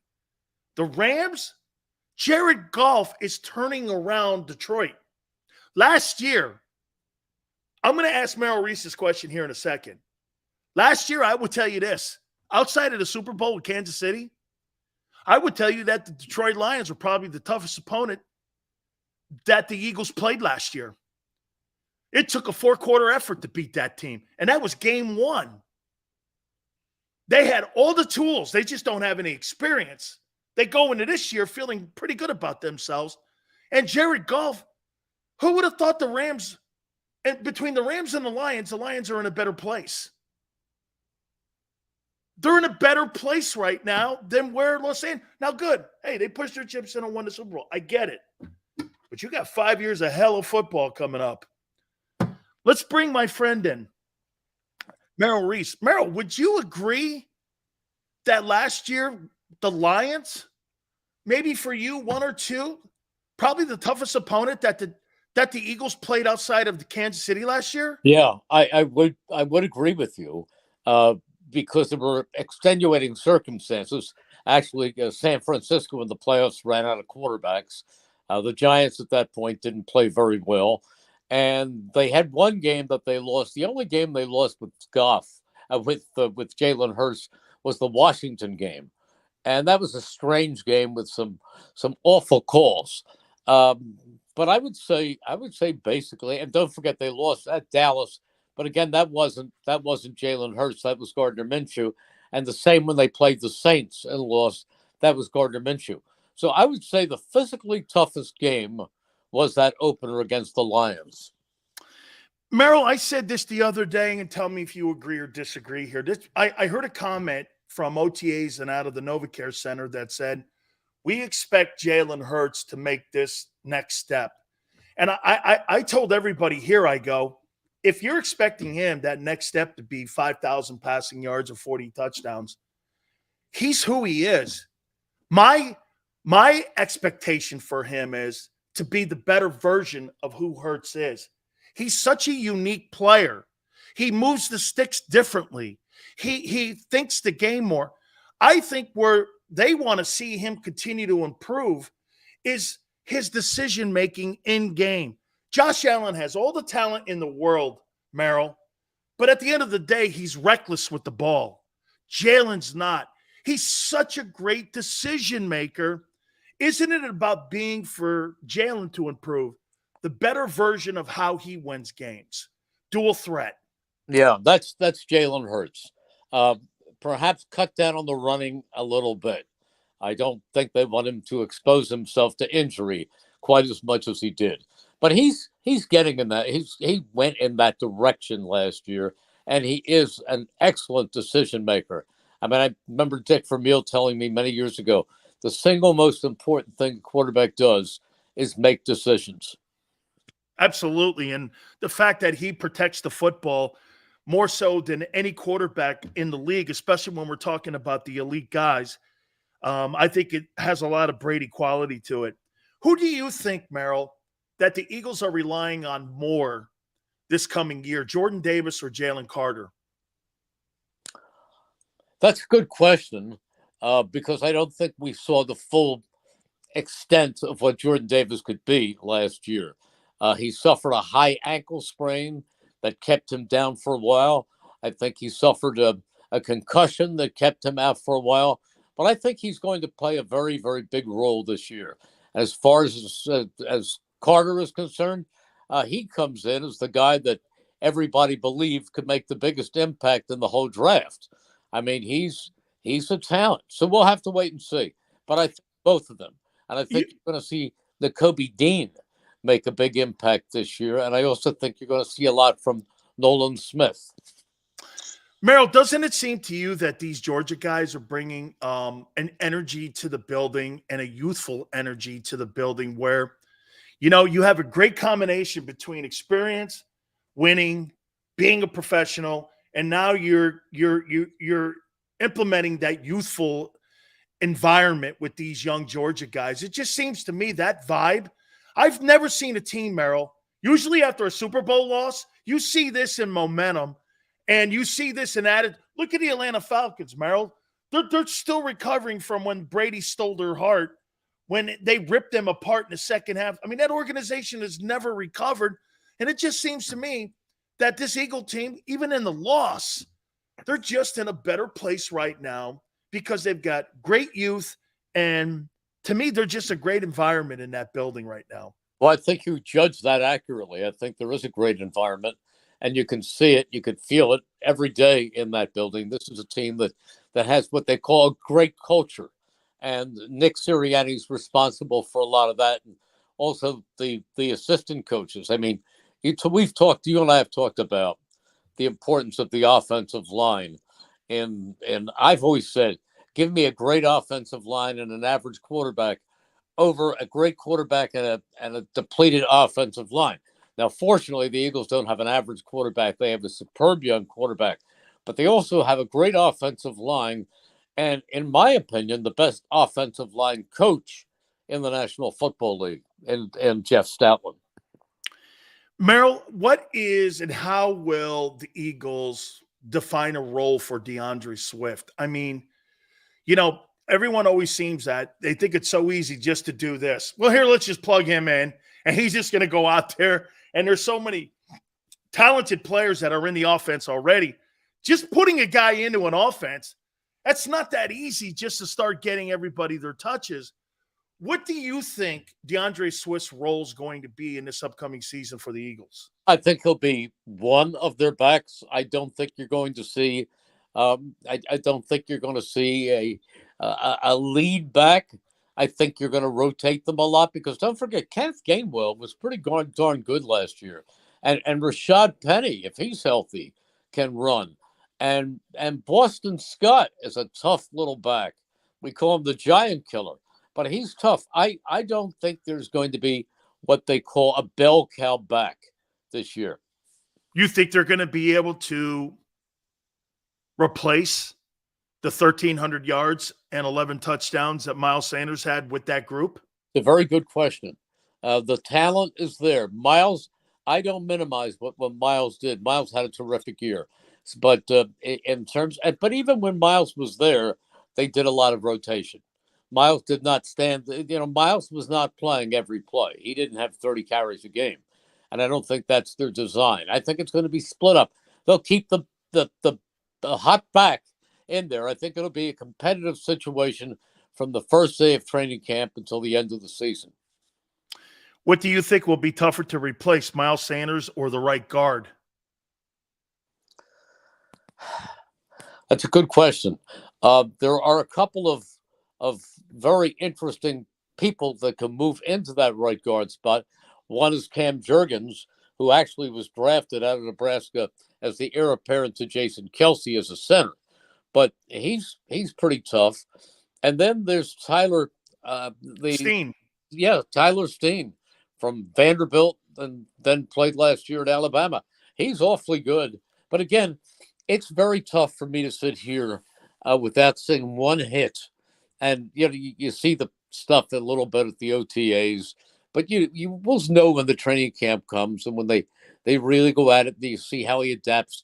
They don't use the starters very much in the preseason games, but they will with young players like that. They're going to use Jurgens. They're going to use Steen and see what you have there. I think the kid Steen's going to win the job. I think that watching him at Alabama, he's not the most physical guy on the planet. However, he's physically imposing.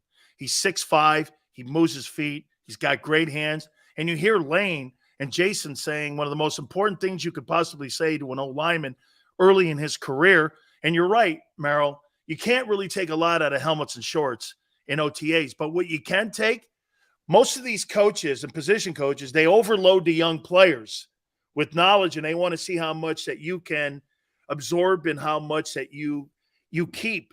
And they're saying this about Steen. You don't have to repeat anything to him. He really understands what we're being asked to him and what's being asked to him. And I hear Lane Johnson and two Hall of Famers, Lane Johnson and Jason Kelsey, making comments like that. I think that's a really great endorsement. And they're not diminishing Cam, but I think there's a lot of people that are very high on him starting in that right guard spot. Well, we'll see. We'll see, because I think Cam is pretty tough too. Cam got a lot of experience last summer when Jason Kelsey was out. So he got a lot of work there, and I think he could fit in very well at the right guard spot also. So that's to be determined. But that's not saying anything about Steen that's in the least bit negative. But I have to see it right now. It takes the two positions that I think you'll agree, Dan, that take the longest to develop are quarterback and offensive line. The defensive lineman can come in and you say, kill the quarterback and, go play aggressively. And they can do that.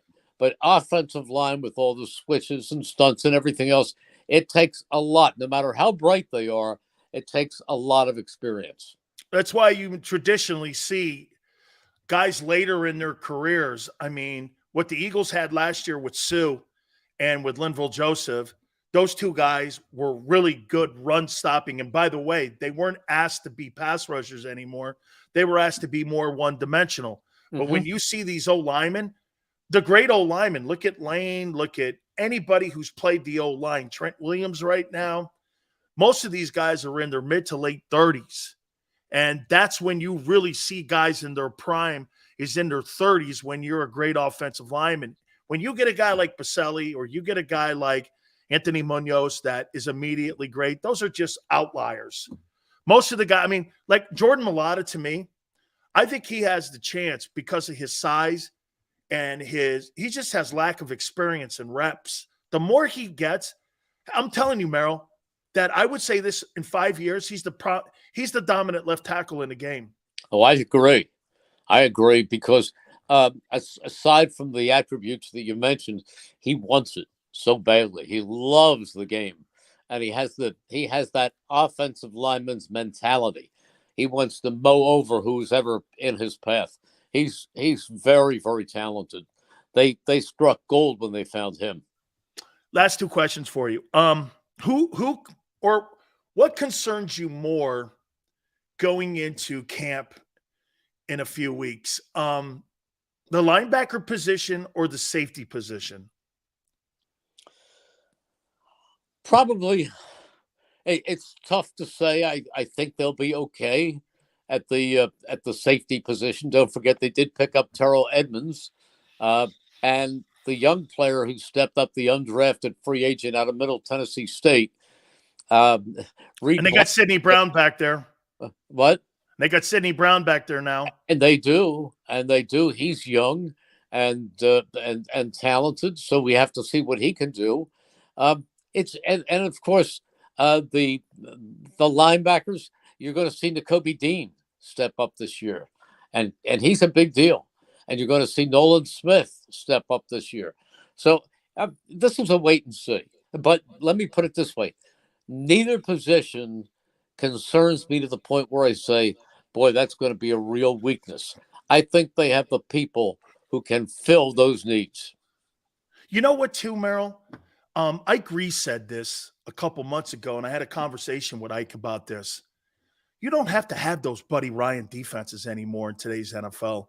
You got to just have people that keep people off the scoreboard, get some turnovers. You're not going to really see a lot of guys any longer, or you're not going to see a Ravens or Bucks or a Gang Green. You're just not going to see those kind of units anymore in the NFL. Do you agree with what I never thought about it. He goes, you don't have to be overly exceptional. What you have to be is great at premium positions, corner, edge rusher, and you got to kind of stop the run. The rest of it is kind of fill in the blank. Yeah, but if you don't fill in all the blanks, you can be picked apart. It's an 11-man defense. If you have a weak corner, for example, they'll find him and they'll work him to death. If you have a lack of talent in the inside of the secondary, they'll find it and beat you. You can't have an overt weakness. You still have to have strength. That doesn't mean you have to have 11 all-pros, but you have to have a couple of those difference makers, and everybody else has to be at least solid. Final question for you.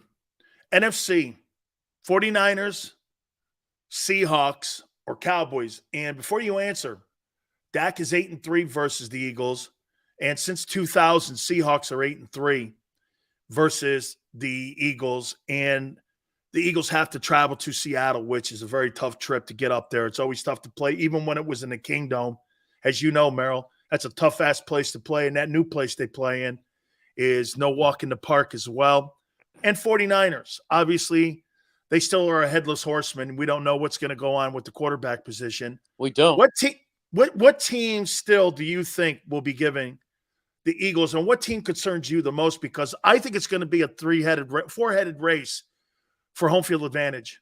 Well, I can only answer that if you can tell me who's going to be healthy for the Cowboys on December the 10th, and who's going to be healthy for the Eagles, or who's going to be healthy for Seattle on December the 17th, and who's going to be healthy for the Eagles on that day. That's why I always say, Dan, it's not who you're playing, it's when you play them.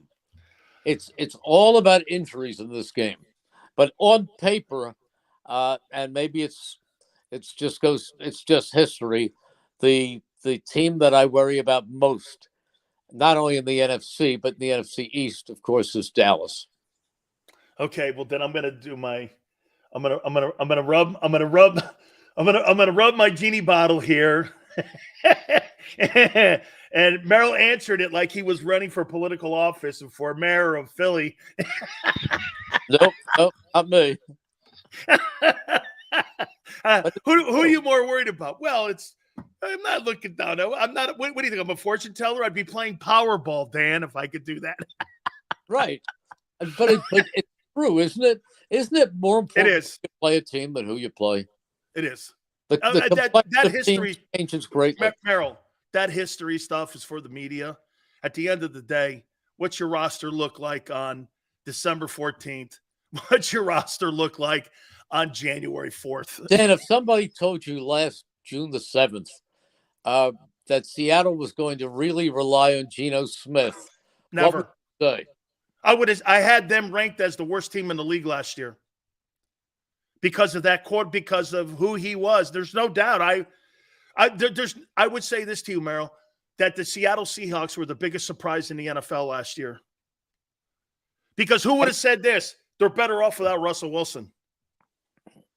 Right? I mean, it's remarkable. And who would have thought that Detroit is better now than the Rams? I mean, because of Jared Goff. Who would have thought that the 49ers were going to go through the stretch they went through with Brock Purdy? Well, we'll wait and see about that guy. I call it. I think we need to have a promotion night at Lincoln Financial when the Niners come in. It's going to be broken chicken wing night with a little Hassan sauce. We put it out there. You know, he's got a little arm thing here. I know. I know. Merrill. But who's their starting quarterback this year? Sam Darnold. Is he? Well, Trey Lance is just absolutely, whatting the bed. And Sam Darnold or Brock Purdy, I mean, for a team, here, Merrill, I said this to everyone. For a team, look at the Eagles have taken complete advantage of the fact that the NFC stinks right now. I even say this, it might be tougher to win the AFC than win the Super Bowl because there's so many great quarterbacks over there. But the Eagles are taking complete advantage of that. They're stockpiling a team, and yet the 49ers have a stockpiled team, but they can't figure out the quarterback position. And they haven't since Kaepernick. I mean, they just haven't. Kaepernick has been their best quarterback in the last 10 years. Boy, including Garoppolo. Well, Garoppolo gave them some good. He did. He sure has. I mean, he's smart. I mean, he gave them everything he had. But again, the old durability problem came up with his ugly head, and that was a problem. But Garoppolo, I remember a couple of years ago they played the 49ers here, and Garoppolo picked them apart. He was very, very good. He was. Hey, Merrill, I want to sneak one last question in on you. Do you think Wentz is here? You think he's repairable? And I give you two examples: Ryan Tannehill and Geno Smith. Those guys show you could come back if you're willing, I guess, to go through some of the bumps and bruises. Do you think Carson Wentz is fixable, or do you think this is kind of what it is? I think the only person who can answer that is Carson Wentz. And I don't think it's about physical ability. If Carson Wentz comes in with the right mindset and just works on his fundamentals. See, if I think whoever hires or picks up Carson Wentz, if someone gives him an opportunity, they've got to give him an incentive-loaded contract. And they've got to start from square one and really work on the fundamentals. The biggest problem he has, and it's been, as a rookie and a second-year quarterback before those injuries, he was a gifted athlete who could take off and play. Now you see him, now you don't. He's not that quarterback. He's got to learn to get rid of the football quickly. He's bright. He's athletically talented. And if he wants it, and he's got to want it more than anything else in the world, and he starts from square one with those fundamentals and takes coaching well, he can be an outstanding quarterback. The talent is there. Big endorsement. Thank you so much, Merrill. Hey, how's the golf game coming? Good. Good. Yeah. Not bad. Do you shoot your age? Do I shoot my age? You mean do I break 100? Do you shoot, I break 62? 105 every day. Merrill, do you shoot 65? do I shoot 65? Not usually, Dan, but I can shoot low 80s. Hey, Merrill, thank you so much, man. I appreciate it. Always a lot of fun with you, my friend. Thank you again, man. I really have a great time with you all the time. Hit them long. I don't hit them long. I hit them straight. The problem is I can hear them land. So wait a minute. Driver off the tee? Driver off the tee or 3-wood off the tee? No, driver off the tee and maybe 225.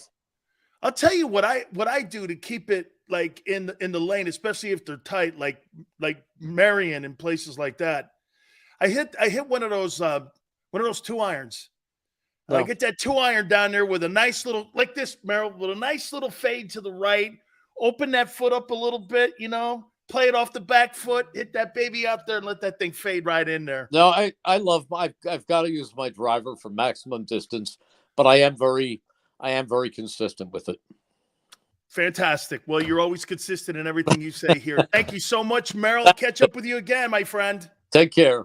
Bye-bye. You got it. Our friend Merrill Reese, the legendary voice of the Philadelphia Eagles. Always a treat to sit there and talk to. Please hit the like button.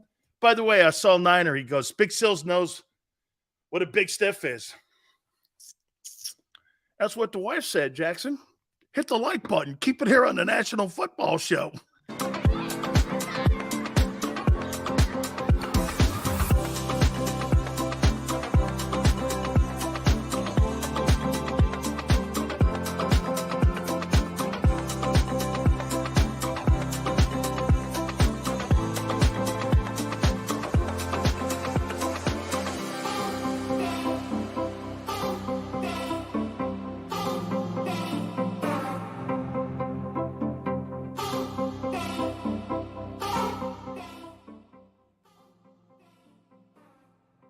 Heading down the shore, have a ball once more.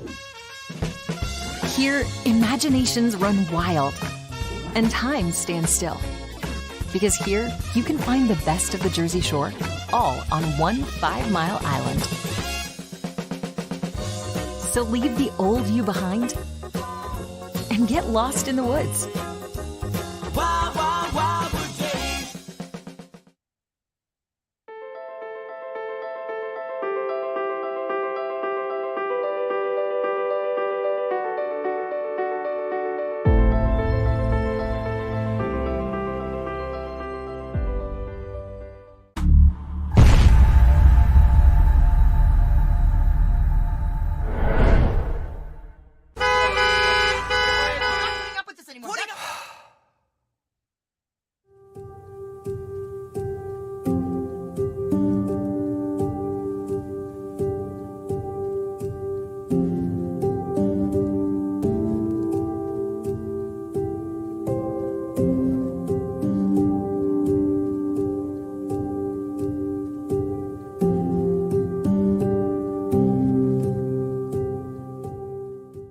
Score and save in southeastern PA and Delaware with Colony Pools this football season, and let the experts close your pool with a custom Merlin safety cover in green for the birds. And if you join our Winter Watch team, we'll give you another 20% off, and Colony Pools will handle it all. Keep your tiles on your pool, not in your pool.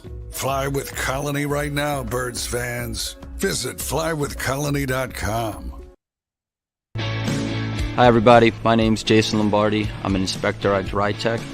At DryTech we offer 3 major services, the first one being basement waterproofing.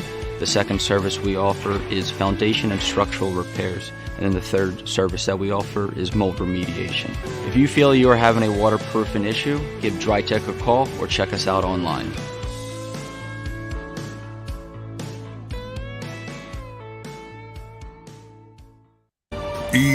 EAGLES, Eagles.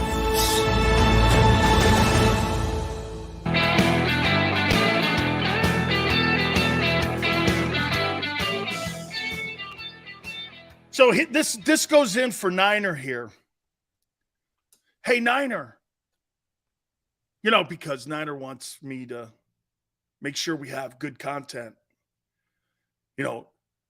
Trey Lance content. So Kyle Shanahan was asked at OTAs, where are we with Brock Purdy? Well, throws 3 times a week. He's seemingly on pace. Whatever that means. Dude, you're going into training camp. It's June 7th. And you don't know what you're doing at quarterback yet? You have no chance to win.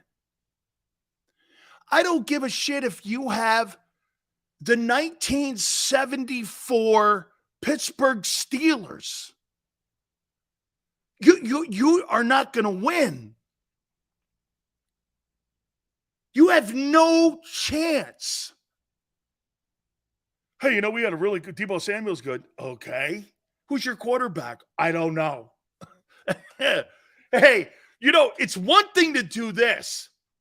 Who's your right guard going to be? Oh, we're going to have a battle in camp and we'll fight that out. Who's going to be your will linebacker? Well, I don't know. We're going to fight that out too. San Francisco, every year, who's your quarterback? I don't know. It's like who's on first? Can you imagine doing the who's on first when it comes to the 49er quarterback? Who's the 49er quarterback? Who? That's what I asked. Who's the quarterback at San Francisco? Who? I don't know. No, he's the backup. No, who's the backup? No, who's the starter?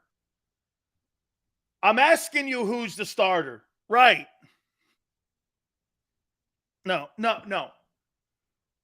Who's the starter? Right. I don't know. No, he's the backup. Forget about it. No, he's the third guy. He's now the emergency guy that they bitched about because they needed to have a guy there. Who is the starting quarterback in San Francisco? Right.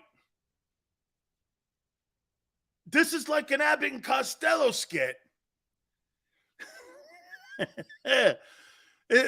It's like an Abbott and Costello. Who's on first? Who's the starter in San Fran? Right.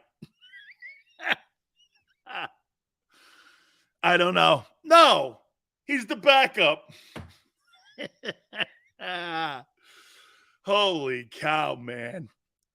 I gotta hand it to you there, Niner guy. You got that thing covered, man.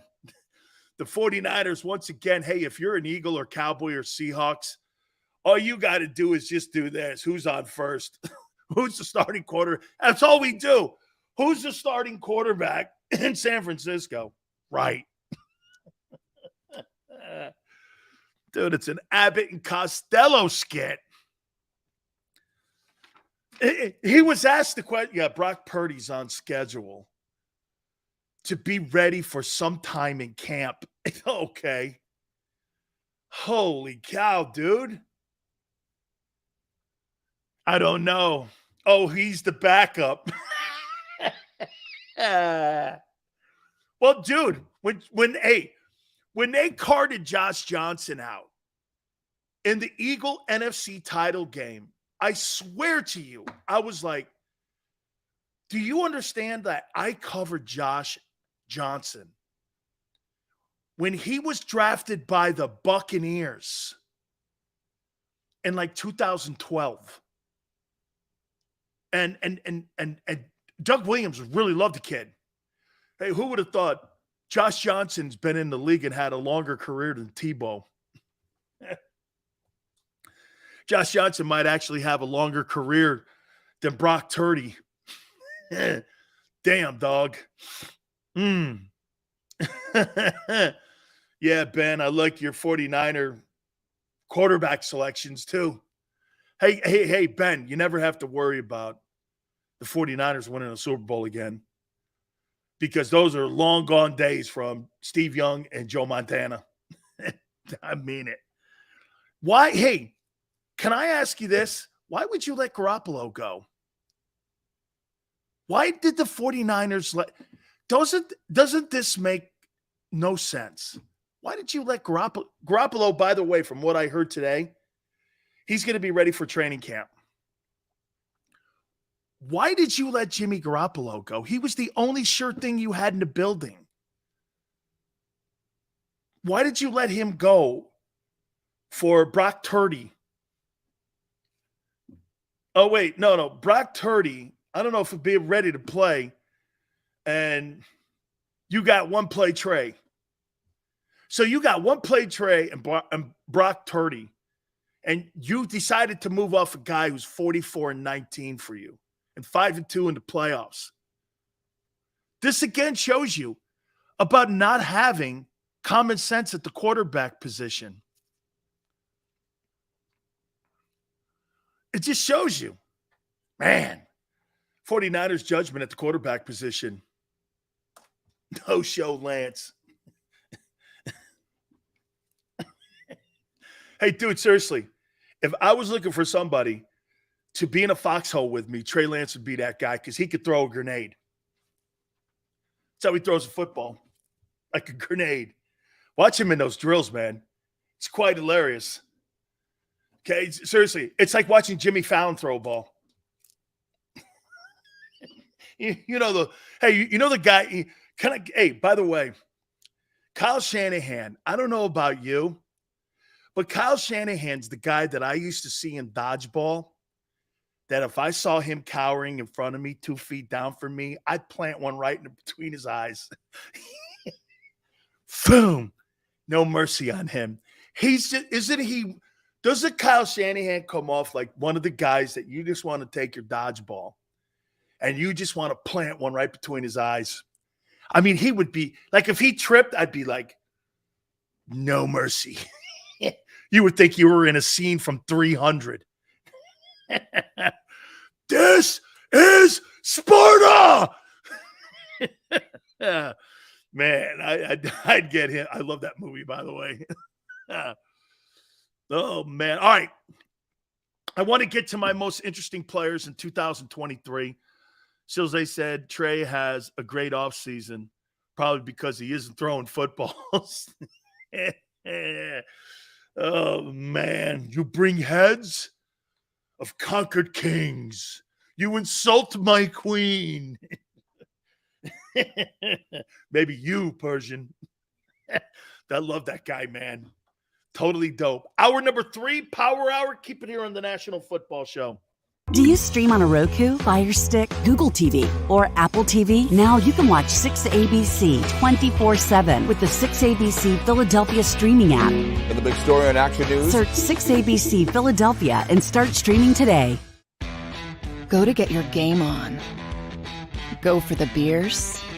Go for the cheers. Go for the hit and the hits.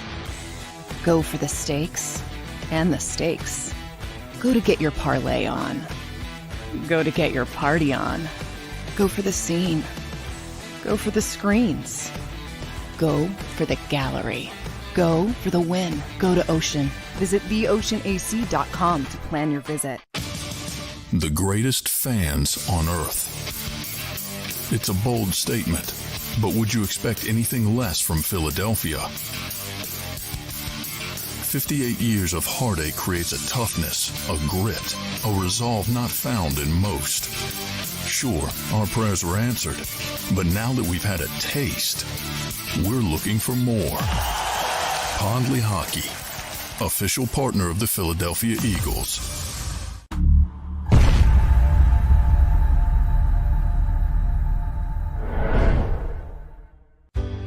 Go passionately. Go fearlessly. Go confidently. Go Birds!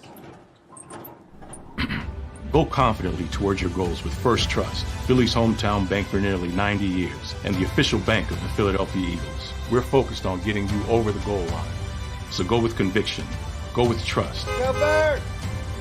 And go forward with us by your side. First Trust Bank, the official bank of Philadelphia Dreams.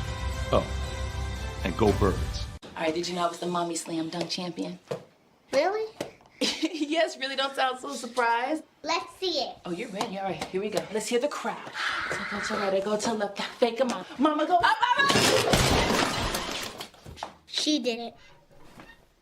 Again? You can't avoid gravity, but United Healthcare can help you avoid financial surprises by helping you compare costs and doctor quality ratings. United Healthcare. Uh-huh.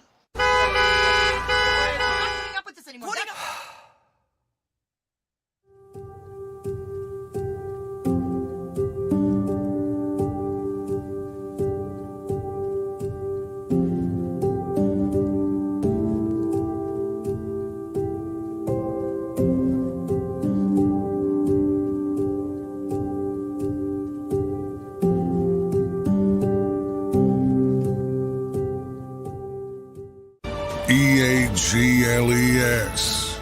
Eagles.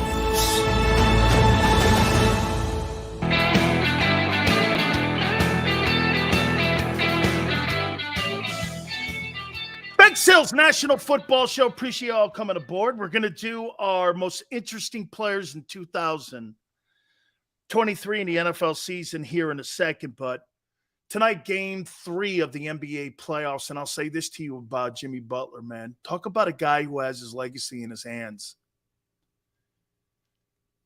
Talk about a guy who could change his entire way you look at him if he's able to do something that Allen Iverson couldn't do. And you know what that is? Take a basketball team or a team, put it on his back with no other stars on the team. Adebayo, okay, sure, and lead them to a championship. That, to me, there's no stars on that team. You know how everyone says that everyone has to have a big 3 nowadays? This guy could do something that would just you would remember this. Like when you share the pot when you win a championship. Okay, Pippen, Rodman, Jordan, everyone always assumes it's Michael. And for most intent purposes, it is. Still, there's a good bunch of good basketball players and a legendary coach on that team.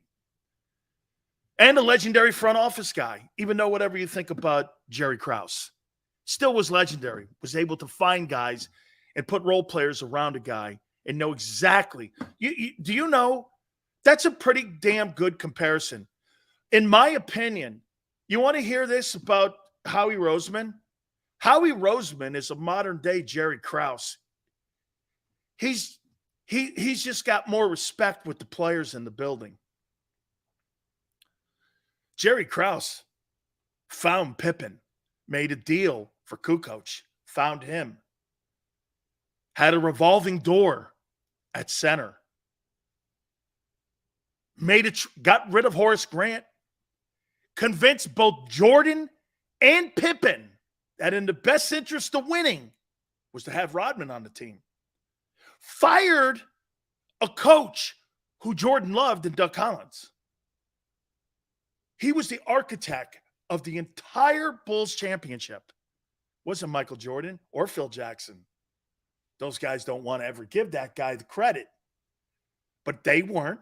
Michael Jordan sucks as an NBA executive. And Jerry Krause, do you know nobody talks about Jerry Krause? Because Jordan and the legacies of Phil Jackson have overshadowed him. But now, when everything is said and done, and those men had to go out and build teams, they blew. Jordan has been the worst owner in NBA history. Has he ever won? Phil Jackson was a train wreck in New York. Train wreck. Krause built the team. I don't give a shit what you say, Ben. They had nothing to do with personnel or the coach. He fired Doug Collins. He built the team. Jerry Krause built the championship Bulls. Wasn't Jordan. And it sure wasn't Phil Jackson. Because now we see how they handled building teams. They were terrible at it. Terrible. Like unbelievably terrible. Like nobody would ever hire Phil Jackson today outside of coaching. You would never hire him as an NBA executive. And nor would you ever hire Michael Jordan. You would never hire Michael Jordan as an executive to build a sports team. Okay? Hey, Niner, let me hook you up with something. I'll worry about the content. Okay, just like Steve Spurrier used to say, you wave the pom-poms and worry about, tailgating and shit. You let me worry about the X's and O's, and I got you covered here, kid. Don't worry about it. We're all good, dog. Don't you worry about it, son. I got you covered. Okay?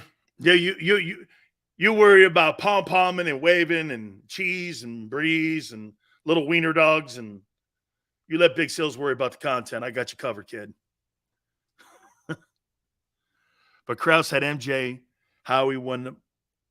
Hey, Jerry Krause built the Bulls. Had totally everything to do with it. But nobody, because, Krause was called an ass. Thought it's pretty funny now, years removed from that. Somehow that ran out of room on the Last Dance. Somehow that ran out of a little space in Last Dance. Before we move on to our most interesting guys in 2023. So I see Lionel Messi now signed with Miami MLS. Wait, let me see how old he is. Oh, he's 35. Of course he is. Okay, he's 35. So this is a retirement fund now. Because you're never going to get these guys in their prime. Nobody plays in the MLS. MLS is like the XFL. Okay? I mean, nobody plays in the MLS. The MLS is like the minor leagues. Nobody watches MLS. Okay? This is a retirement. He's 35. Do you understand this is the same thing that Beckham did? Yeah, MLS is the new retirement package for international soccer stars. Of course it is. You can get one less payday. He's going to play in Miami for the payday. Put Lionel Messi in America and line him up with Jared Goff. More fans would go for Jared Goff. Lionel Messi. Tremendous. He's 35. Who gives a shit? So you bought his name. Congratulations, MLS. This is why you suck. This is why you will never in a million years ever be anything relevant in American sports, is because of shit like this. What you needed to do was go after him when he was 25 and bring him over. That's what people with big money do. That's what big sports leagues do.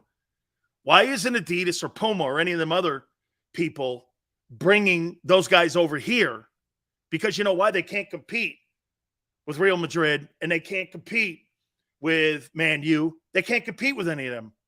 And nor does Nike or Adidas or Puma ever want to try to hurt their relationship with the Premier League. That's why American soccer will always blow out loud, will never be a factor. I'll make this point to you about American soccer. We're NC State in the world landscape of things. We're NC State. NC State, which means you'll never be higher than 15th. That's who you are. I'm going to root for 15th. Hey, let's finish 15th. Give me a break. All right. Real quick. One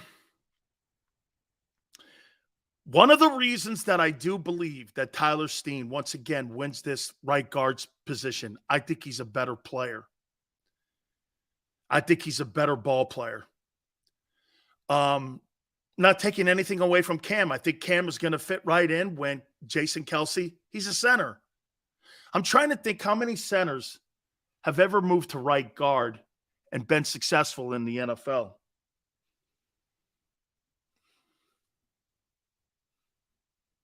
Bruce Matthews played off. Yeah, but Bruce was a tackle and then played center out of necessity. That's not a transition you see a lot. Okay? Not a transition you see a lot with high success rates. Stepnowski was a guard who moved to center, not vice versa. By the way, playing center is a skill set. It's a very difficult skill to do. Tremendous skill. Hiking the ball. You're the quarterback of the O-line. You got to set the odd at even front. You got to do a lot of things in there. Would they be smarter in the offensive line if they had Cam Jurgens in there? Probably. Do you go with the better player, or do you go with the more of the guy who has the understanding of what's being asked? You know, these guys may rotate that position too. They may rotate that. Okay? They may rotate it. They may play some of it. Soccer's about as interesting as golf. Yeah, Chuck, you're missing the whole live thing, though. You're missing the whole live thing. It's about elitists getting their asses kicked. It's the greatest thing on the planet to watch. Oh, my God. The country club guys getting their panties in a bind. It's wonderful to watch. Don't you like watching that? All these guys moaning and crying? Holy shit, it's worth the price of admission. Popcorn and beer. Watching country club millionaires like Rory McIlroy and Phil Mickelson and all these guys crying over shit. It's not Phil so much. Phil was right in the end. But, I mean, you don't find that entertaining? Holy cow, watching elitists have to take a knee because they were told who they really were is worth the money. Are you kidding me? You don't think that is a really entertaining story, watching the Saudis make the PGA take a knee and bend over because they thought they were what? I don't know what they thought they were. They thought Jack Nicklaus thought he was bigger than, you see, Jack Nicklaus thought he was bigger than the PGA Tour when he opened his mouth last week and he was telling people that I don't respect the live golfers. Well, then fast forward 1 week, they bought you. How's that taste, Jack? They bought you. That probably even facilitated that more, Nicholas's comment. Jack had no idea what was coming. They thought that Jack kicked all the live guys out of his event, the memorial. The following week, they bought the memorial event. Wow. How don't you like that? Holy cow. How do you not like that? Yeah, hey, then again, we got a lot of people in our country that take a knee to the Saudis. PGA is not the only guy. Like I said when I opened my show, is the NFL next? Let me here. Just for shits and giggles here. Do you think NFL owners would turn down the Saudi money if they came in and wanted to buy the Dallas Cowboys for $25 billion? Do you think they would turn that down? Do you think Jerry Jones would turn down $25 billion if the Saudis came in and bought the Cowboys? $25 billion. Or here, what team? The Seahawks will be for sale soon. They're not for sale yet. But when the Seahawks are for sale, the Saudis come in and buy that thing for $15 billion. You think the NFL owners, because they split that up too also with the fees and the rights with the NFL owners, the percentage of what the money is. Do you think the NFL owners would turn that down? Here's $15 billion for the Seahawks. The NFL owners aren't turning that down because that expands their net wealth. Shit. Turn down Jay-Z. Jay-Z versus the Saudis? Come on. Jay-Z's Jay-Z's got pennies in his pocket to those guys. Is the NBA next? Well, no, I can't be the NBA because China owns them. China owns the NBA, so that can't be them. NHL? Hey, if I was the NHL, I'd sell the league to the Saudis. If I'm the NHL, you should sell the entire league. If you're Gary Bettman, now that you see what they did to the PGA Tour, if I were the Saudis, I'd make a bid on not the NHL team. I would buy the NHL. It's a world sport. It's an Olympic sport too. Go in there and buy the NHL. Can you imagine the money that it wouldn't matter if they had nobody in the stands. The Saudis are never going to let that go under because you know why? Every time you fill your gas can up or your car up with gasoline, you're fueling the NHL.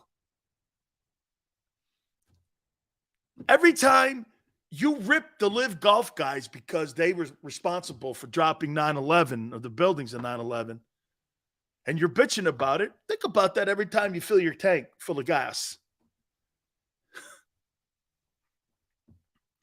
Those guys are horrible. They're horrible humans. I got a full tank of gas? Yeah.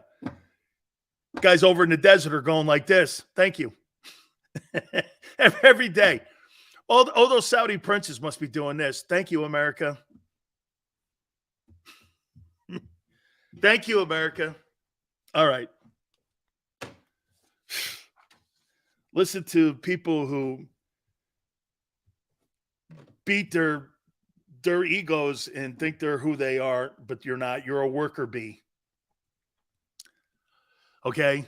You're a worker bee. And in the Saudis world, you're honey.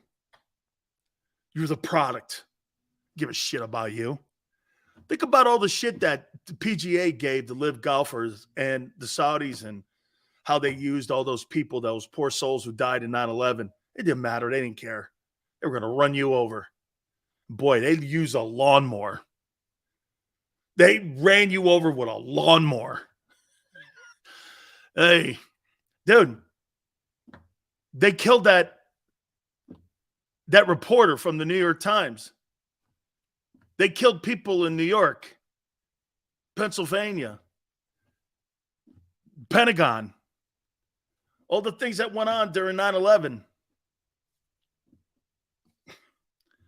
And they just bought the PGA. Does that mean the Ryder Cup too? Do they buy the Ryder Cup with that? So now the Ryder Cup between Europe and America is now owned by the Saudis.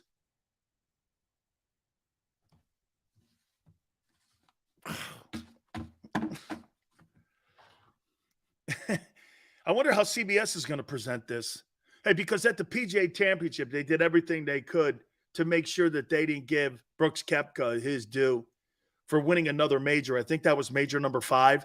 And they were talking about the Club Pro more. It kind of overshadowed Brooks Koepka because you know why? CBS didn't want to go down that lane of promoting a guy who was in the live golf event. And they didn't want to do that. So you know what they did? They picked a story that was so American. Some club pro winning his tour card. And they made that the centerpiece and overshadowed the true champion, who was Brooks Koepka, because he was a Saudi guy. And CBS, in their high and mighty mentality, along with Jim Nantz, did everything and they could. And it was evident when you were watching the PGA Championship. They were doing everything they could to diminish the victory of Koepka because he's a Saudi guy. Yeah. Look at this. What a story. A club pro. Great. Move on. The guy won his 5th major. This guy's almost got as many majors as Phil. Oh, that's right. He's a Saudi guy too now. This guy almost has as many majors as Gary Player. Yeah. Come on, man. Okay? I mean, they did everything in their power, CBS. See how the power of the media can change the narrative on something? Okay, just see how they change the narrative. They pick a story because they don't like another one, and they downgrade you. Brooks Koepka, man, what a victory, really. But this story here, they overcooked it. Go back and watch it. I mean, it's pathetic. It was so evident, and then the next 2 weeks later, they sell the thing to the people who you despise. Man, you can't get any more of an enema than that. American sports took a good enema, man. These last 24 hours. That's an enema. I watched that video of, what's his name? Jay Monahan. When he was talking about the 9/11 victims. I was watching that. And I'm paraphrasing here, and he's going, I don't know how you could take money from that league knowing full well where the money comes from and what they did. And it was so sincere. I bought it. I was like, wow. I bought it. And then he sold it to him. I don't know how he's still the commissioner. I don't know how you don't demand his resignation. I just don't know how you hey, Barbara, that's a great one. The Jags owner, Sheik. What's to stop Sheik from having folks from the Middle East come in and be, if Tom, that's a great one. Barbara, I never thought of this.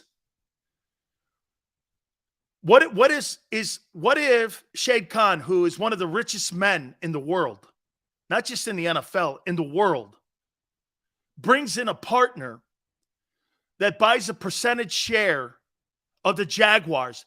Did you see what they were saying? They want to do some work on the stadium. That's the old Orange Bowl, or excuse me, the old Gator Bowl, where they play in Jacksonville. It's the old Gator Bowl. And they want to do some retrofitting on the stadium.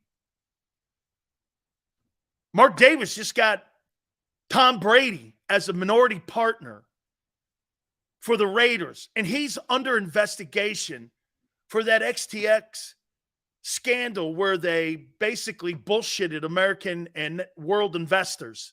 I'm not saying Tom knew, but like I said, he's an accomplice in the case, along with Shaq and other people. Giselle's in that too. So he's under investigation. So what if the Saudis want to come in and pump in and what's this? And buy 15% of the Jags? Are you going to okay that? And they want to put $20 million. They want to put $2 billion into the franchise. Is the NFL going to say no? That's a real, hey, I think, see, like I opened up my show. I think this thing opens up for all sports leagues. They bought a league. Integrity has nothing to do with money. Integrity was bought. They bought their integrity.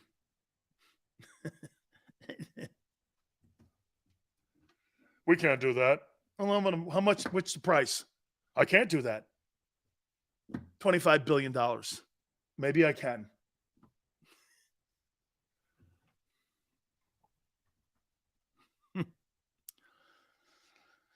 Oh, my God, Name. So wait a minute, Name.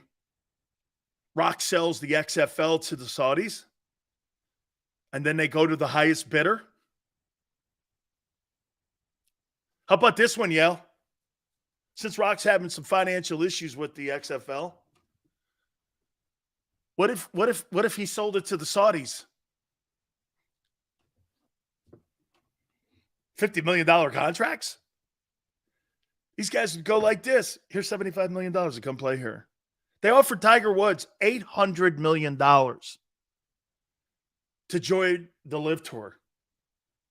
They were going to give him almost $1 billion to play golf in shorts and slacks.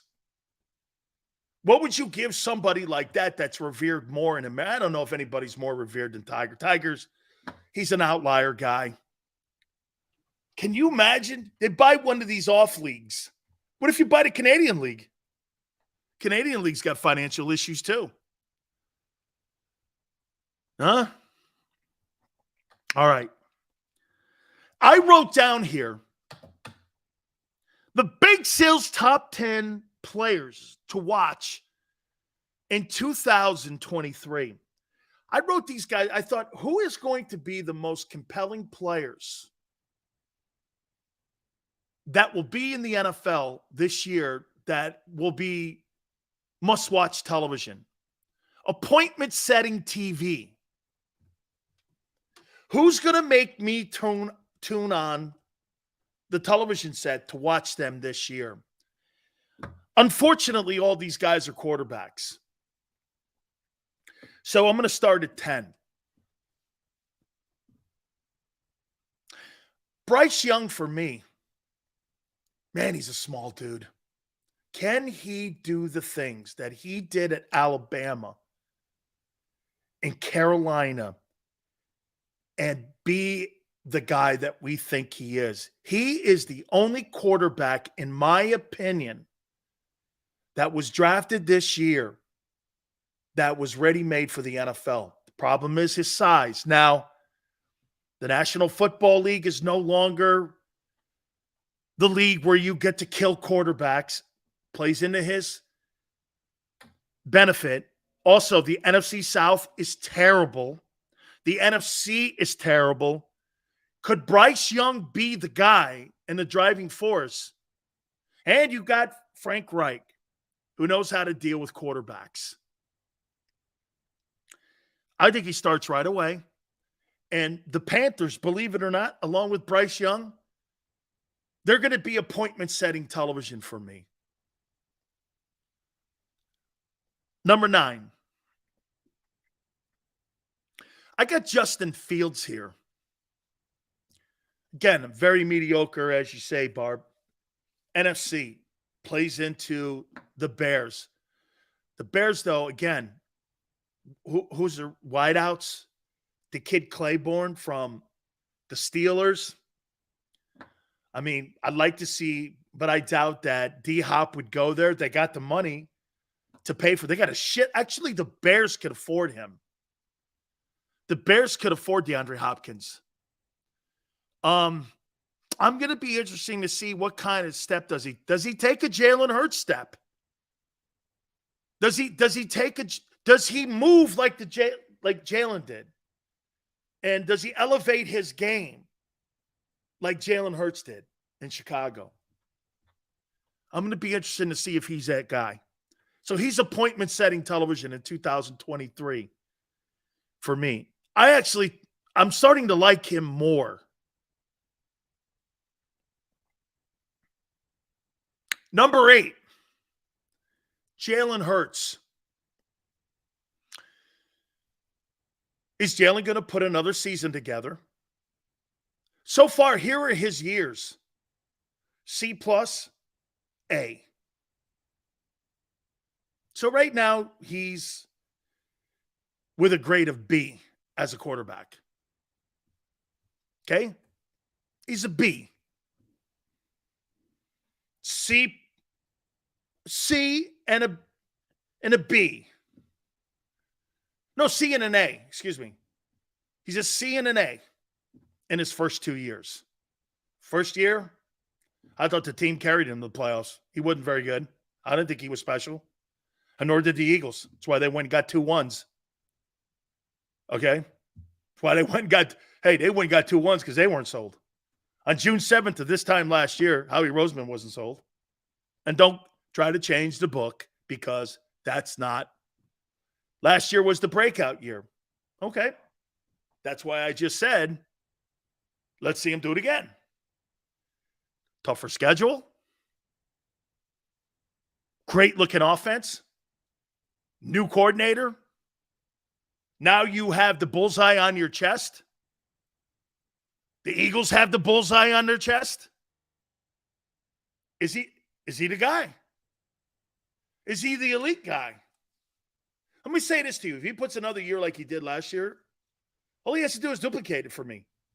If he duplicates what he did last year, and you see him continuing to have great decision-making in game, don't turn the ball over, and they're winning games like that every year, and it's because of his decision-making, Jalen Hurts is going to climb into that elite conversation where every single time that he steps on the field, this guy here is now getting into the conversation of elite because he's starting to do it on a consistent basis. Jalen Hurts hasn't done this consistently enough. I don't care what you say. 1 year does not make for anyone. Does not. Hurts is the guy. Like I said, I want to see it. No rip. Dude, I'm not asking you to be better. I'm asking you to do it again. That's all. I don't really need you to be better than what you were a year ago. I just want you to continue to do what you're doing. You're missing it. See, Jalen Hurts doesn't have to do any more than what he's doing. I want to see him do it consistently now. That's what elite is. I'm not ripping him. Watch this. I'm not going to put expectations. You're never going to have a topic like this year for me on Hurts. He's got to throw for 4,700 yards, 30 times. That will not happen because that's not what he needs to do. More passes in the air means more potential turnovers. I want them to do what they're doing and how they continue to do it. That's all I'm looking for. Okay? Because if he continues to do what he does, he's going to own the NFC for the next 7 years. The hell's wrong with you people? Gives a shit about stats. The problem is you want him to look like Mahomes and Burrow. He'll never. But will Burrow and Mahomes win games like him and win between 12 and 14 games every year? Probably not. Who would you rather be? Okay? Who would you rather be?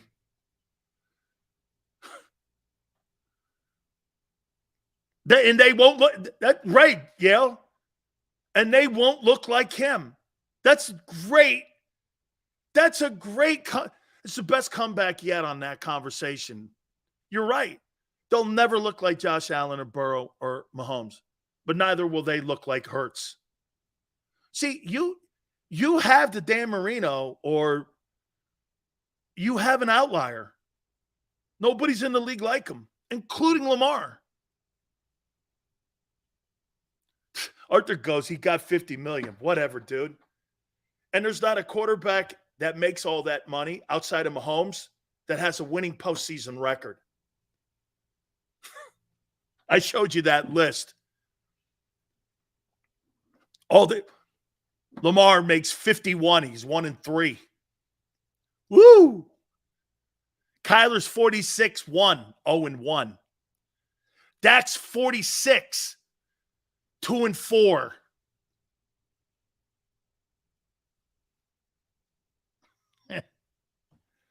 Mahomes is 11-3. Do you know the top 10 quarterbacks? If you take Mahomes out of the top 10 highest paid quarterbacks, you know what their postseason record is? 25-26. Jalen's 2-2. We'll see. I want to see. Hey, you see us talking like this? This is why he's appointment setting. I want to see what Derek Carr brings to New Orleans.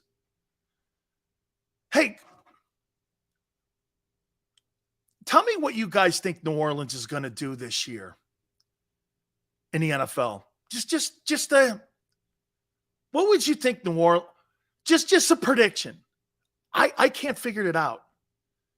Are they going to be 11-5? Or excuse me, what is it now? 11-6?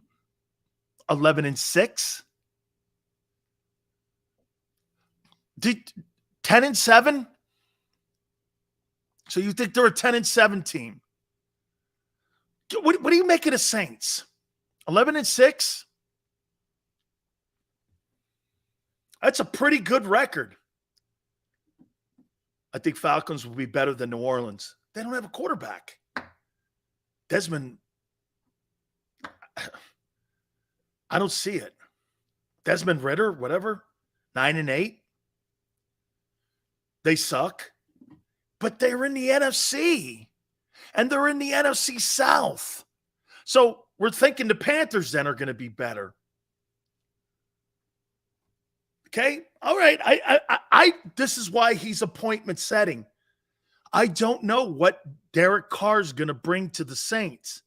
See, I think it's going to be a gigantic success or a massive failure with him in New Orleans. I can't figure it out yet. Where is New Orleans? They got a good defense. They love Michael Thomas right now. He's having, I guess, a good mini camp. He's got great attitude. He loves being around Derek Carr. There seems to be a good chemistry. That's a good thing. I don't know what the status of Alvin Kamara is. Okay?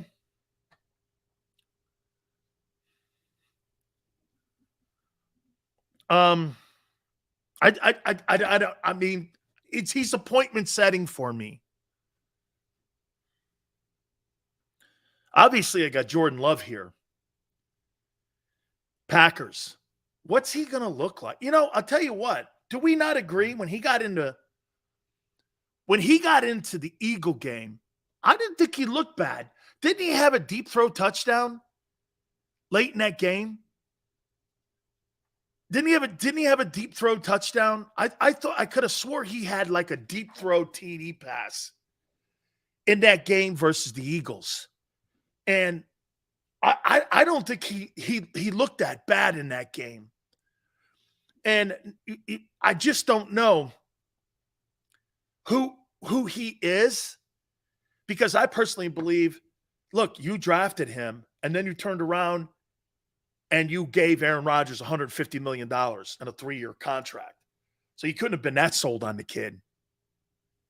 Okay. 5573, he did. Okay. Yeah. I'm not saying he was spectacular in that game. I'm just saying he had a deep throw touchdown in that game that I remember. Number 5. I got Brock Purdy here. Who is he? Who's Brock Purdy? And by the way, to Niners guy, if Brock Purdy plays the way he did in that 12-game stretch, and he is that guy, that's a frightening team. They could beat anybody any Sunday. If that guy is who that guy is, or he's not, because, I mean, there's going to be a lot of tape on him. Who is he? Who's Brock Purdy? Is he the guy that was in that 12-game win streak that was throwing the ball around the yard like he was Joe Montana? Or is he going to go back? You know, I'm going to say this to you about Brock Purdy. Can I tell you why I think he really had success with the 49ers last year? Niner, you know why he had success? I think it has a lot to do with the fact that he played 4 years at Iowa State. This guy played over 40 ball games in college. And he's not afraid to throw it up. If he throws 2 picks, he's going to get back in there and he's going to wing it down the field again. And when you have that kind of experience and having that many starts, you're not shy about getting back under center again if you throw an interception or something. So to me, Hollywood, the kid could be legit here, because let's not, again, this guy even actually played a damn good game. I remember this game between him and Jalen Hurts back in the day. And those two guys were throwing the ball all over the place. And I think Hurts beat him by 2. But that kid was throwing the ball all over the place. And he played over 40 ball games at Iowa State. He really did a good job up there with the Cyclones. Okay?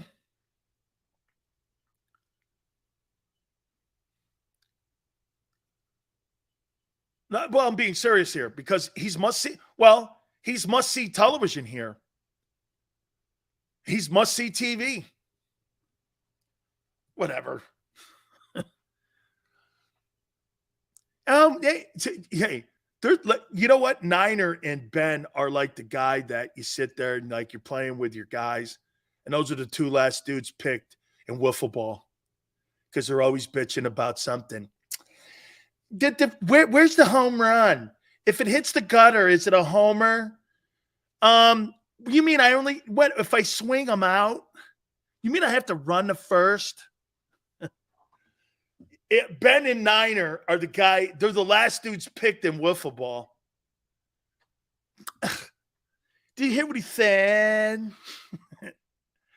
Seriously, Ben and Niner's the guy. He's another dodgeball guy. You just want to plant that ball right between their eyes.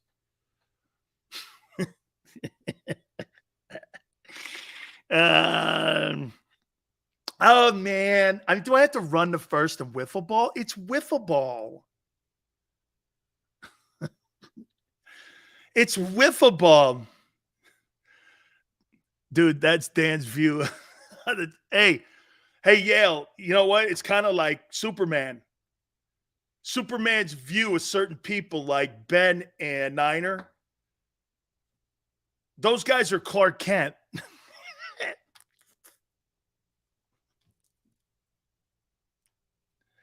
See, I take my glasses off and I'm Superman. Okay, you guys are Clark Kent. This is so good. Number 4, I got Dak. Come on, Dak. Show me you're better than 2-4. Make this year a good year in the NFC. Give the Eagles something to fight for. Come to your old city in Saskatchewan. Too many snowdrifts, bro. Too many snowdrifts in Virginia. Wait a minute. Hey, Ben, is it Virginia or what is it? What's the name of the place? It's called Virginia, right?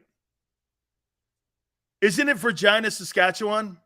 Oh, it's Regina. I'm sorry.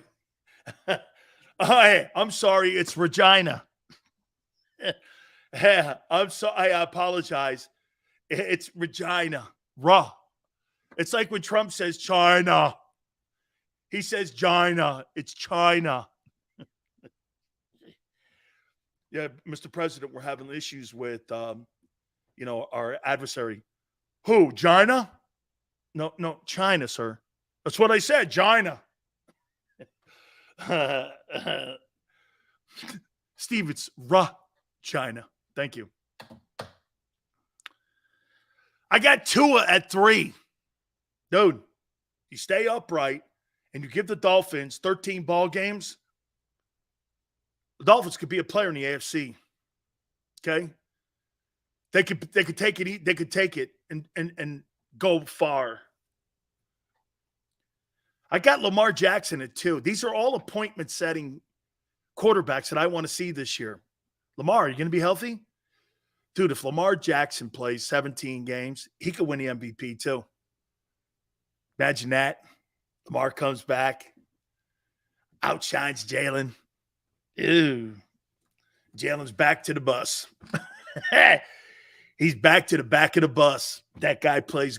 If that guy plays like he can, he's only a year older. Back to the back of the bus. Lamar's good, man.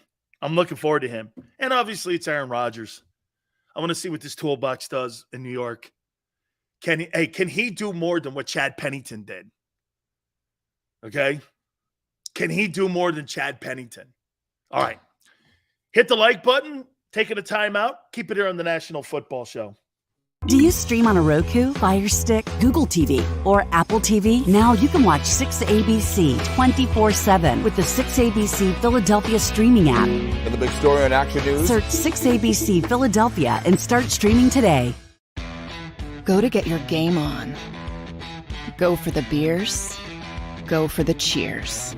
Go for the hit and the hits. Go for the stakes and the stakes. Go to get your parlay on. Go to get your party on. Go for the scene. Go for the screens. Go for the gallery. Go for the win. Go to Ocean. Visit theoceanac.com to plan your visit. The greatest fans on earth. It's a bold statement, but would you expect anything less from Philadelphia? 58 years of heartache creates a toughness, a grit, a resolve not found in most. Sure, our prayers were answered, but now that we've had a taste, we're looking for more. Pondley Hockey, official partner of the Philadelphia Eagles.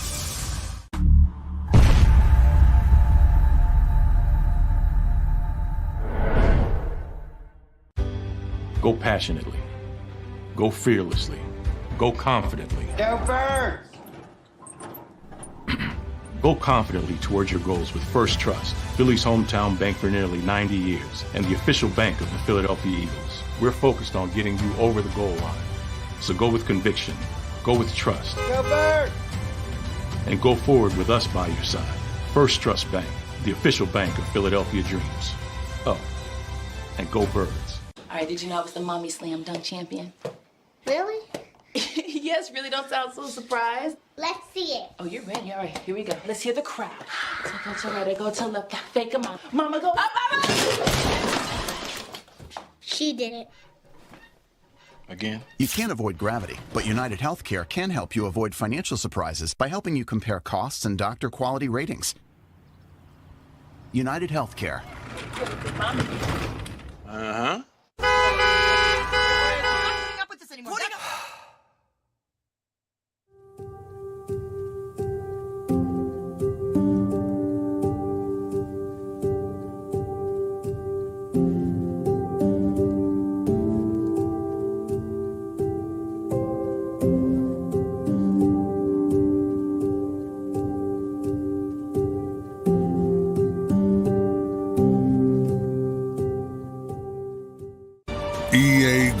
EAGLES, Eagles.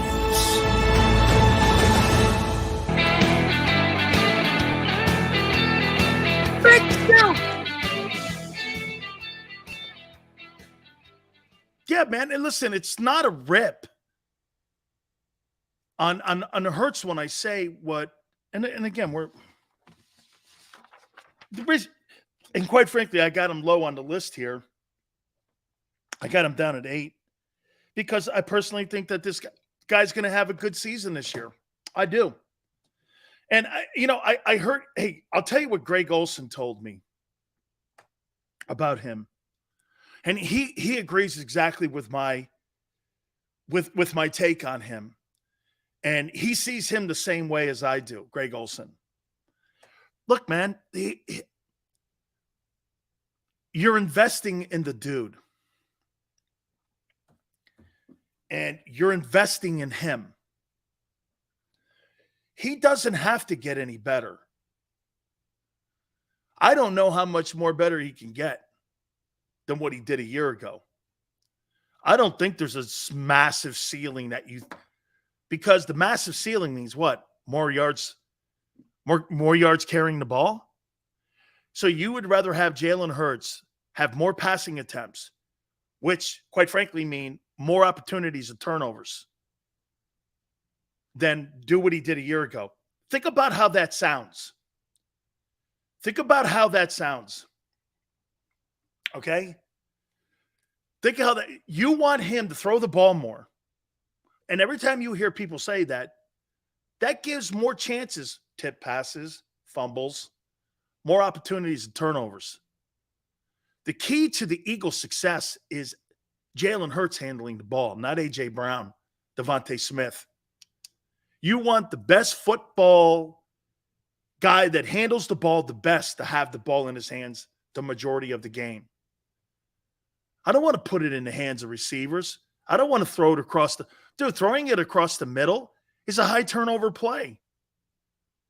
Seriously, here's the difference between Jalen Hurts and Josh Allen. Allen is going to throw a high turnover play across the middle of the play, and he's going to get in trouble for it 3 times out of 10. Jalen Hurts is not going to get in trouble because Jalen Hurts doesn't have a ton of passes across the middle. So he plays the averages. The law of averages of Jalen Hurts having a turnover play and his approach to the game is minimal. Josh Allen, Joe Burrow, Patrick Mahomes, those guys will have 10 to 15 high turnover potential plays in their game plan, Hurts is not having that. Hurts may have 6 in his game plan. He may have 6. When you have 6 high turnover plays, whatever they may be, throwing the ball is a high turnover play. And when you limit that, you limit turnovers. Common sense. People want Jalen Hurts to put up these astronomical numbers. I don't. So they can win debates with their friends right. Well, because most of them play fantasy football. Tone, fantasy football has been the worst thing in the world in how fans evaluate players. Okay? It's been the worst. Because if a guy doesn't put up big passing numbers, you're not considered elite. Dude, to me, elite is being consistent, winning games, and not having turnovers. It's not about touchdown passes with me. It's a fun debate. 30 touchdowns, 4,000 yards. Actually, you know what I did? I did exactly last year when I said he'll never throw for 4,000 yards and he'll never throw for 30 touchdowns. Well, at the end of the day, that almost won him an MVP award. He was hey, think about this. And here, the reality is, Hurts' job is to move the chains, make the right decisions, and win games. They don't need a 5,000-yard passer. Get this. Jalen Hurts was closer to winning the MVP award than he was to throwing for 4,000 yards. What would you rather be? Just in that sense alone. In that sense alone. Okay? And dude, do not compare Jalen Hurts to Patrick Mahomes. It's not close. He's a generational player. He's 11-3 in the postseason. Okay? He plays in the toughest conference in the NFL. He plays tough games every week against elite quarterbacks every week. They've been to 5 conference title games in a row. Are you crazy? He's won 2 Super Bowls. Who would say that? Many people in Philly. He was the best player in the Super Bowl. That's not the point. Who won it? Who won it and who was there when they needed it?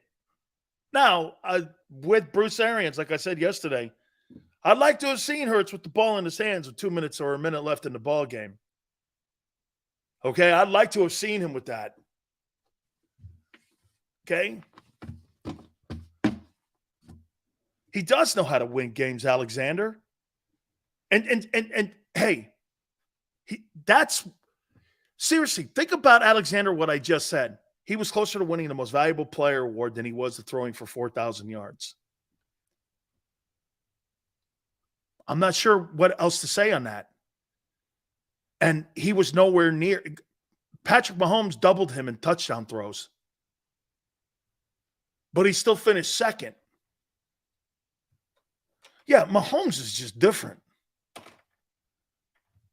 He's just a different, he's different. But he will make mistakes, because why? He has high turnover plays. I saw it in the Colts game last year. By the way, the Bills beat both Cincinnati and Kansas City last year. That guy in Buffalo beat both them dudes. So he just needs to clean it up a little bit. He did win 14 games in the AFC. He's a good player, man. Defense didn't show up. Come on, man. Don't make excuses for losing. You were the best. Hey, Alexander goes, the defense didn't show up. That's not a coach, guy. That's players running into one another. That's player accountability, too. You had the best roster and you got beat. The lesser team won. Okay? We said Jonathan Gannon sucked all year. Players played exceptional football in spite of that guy. But at the end of the day, you lost to a lesser team. Juju Smith-Schuster beat you. Always remember that. So when you put that out there like that, well, you know, defense. No, the team lost because you guys didn't show up. Miles Sanders didn't show up. Where was he? I mean, really? Got 1,300 yards? I couldn't. Looked like the guy from 2 years ago. All right. Guys, thank you so much again. You guys are awesome. I really appreciate it. Coming aboard each and every single day. Game 3 tonight. Man, I don't know. Hey, I can't. It's like going against Hurts, isn't it? I got Jimmy Buckets tonight, man. I think so. They're in South Beach too, right? So I got Miami winning this game, man. I think he goes for 40 tonight. Heat culture gets it done. They go up 2-1. And all of a sudden, get this. Hey, Tone, you know what this is? If they go up 2-1, this is called the Sphinxter factor. This is called the pucker factor. Okay? Right here, that's the pucker factor in Denver. That's the pucker factor. You go down 2-1 to Jimmy Buckets, the pucker factor starts to get around there a little tighter, and you're like, whoa, gee, I can't drive a nail in that thing there. All right. Hey, Xander, Big Joe, thank you. Tone, spectacular work as always. God bless all of you. 3 to 6 tomorrow. We'll catch you on the flip side.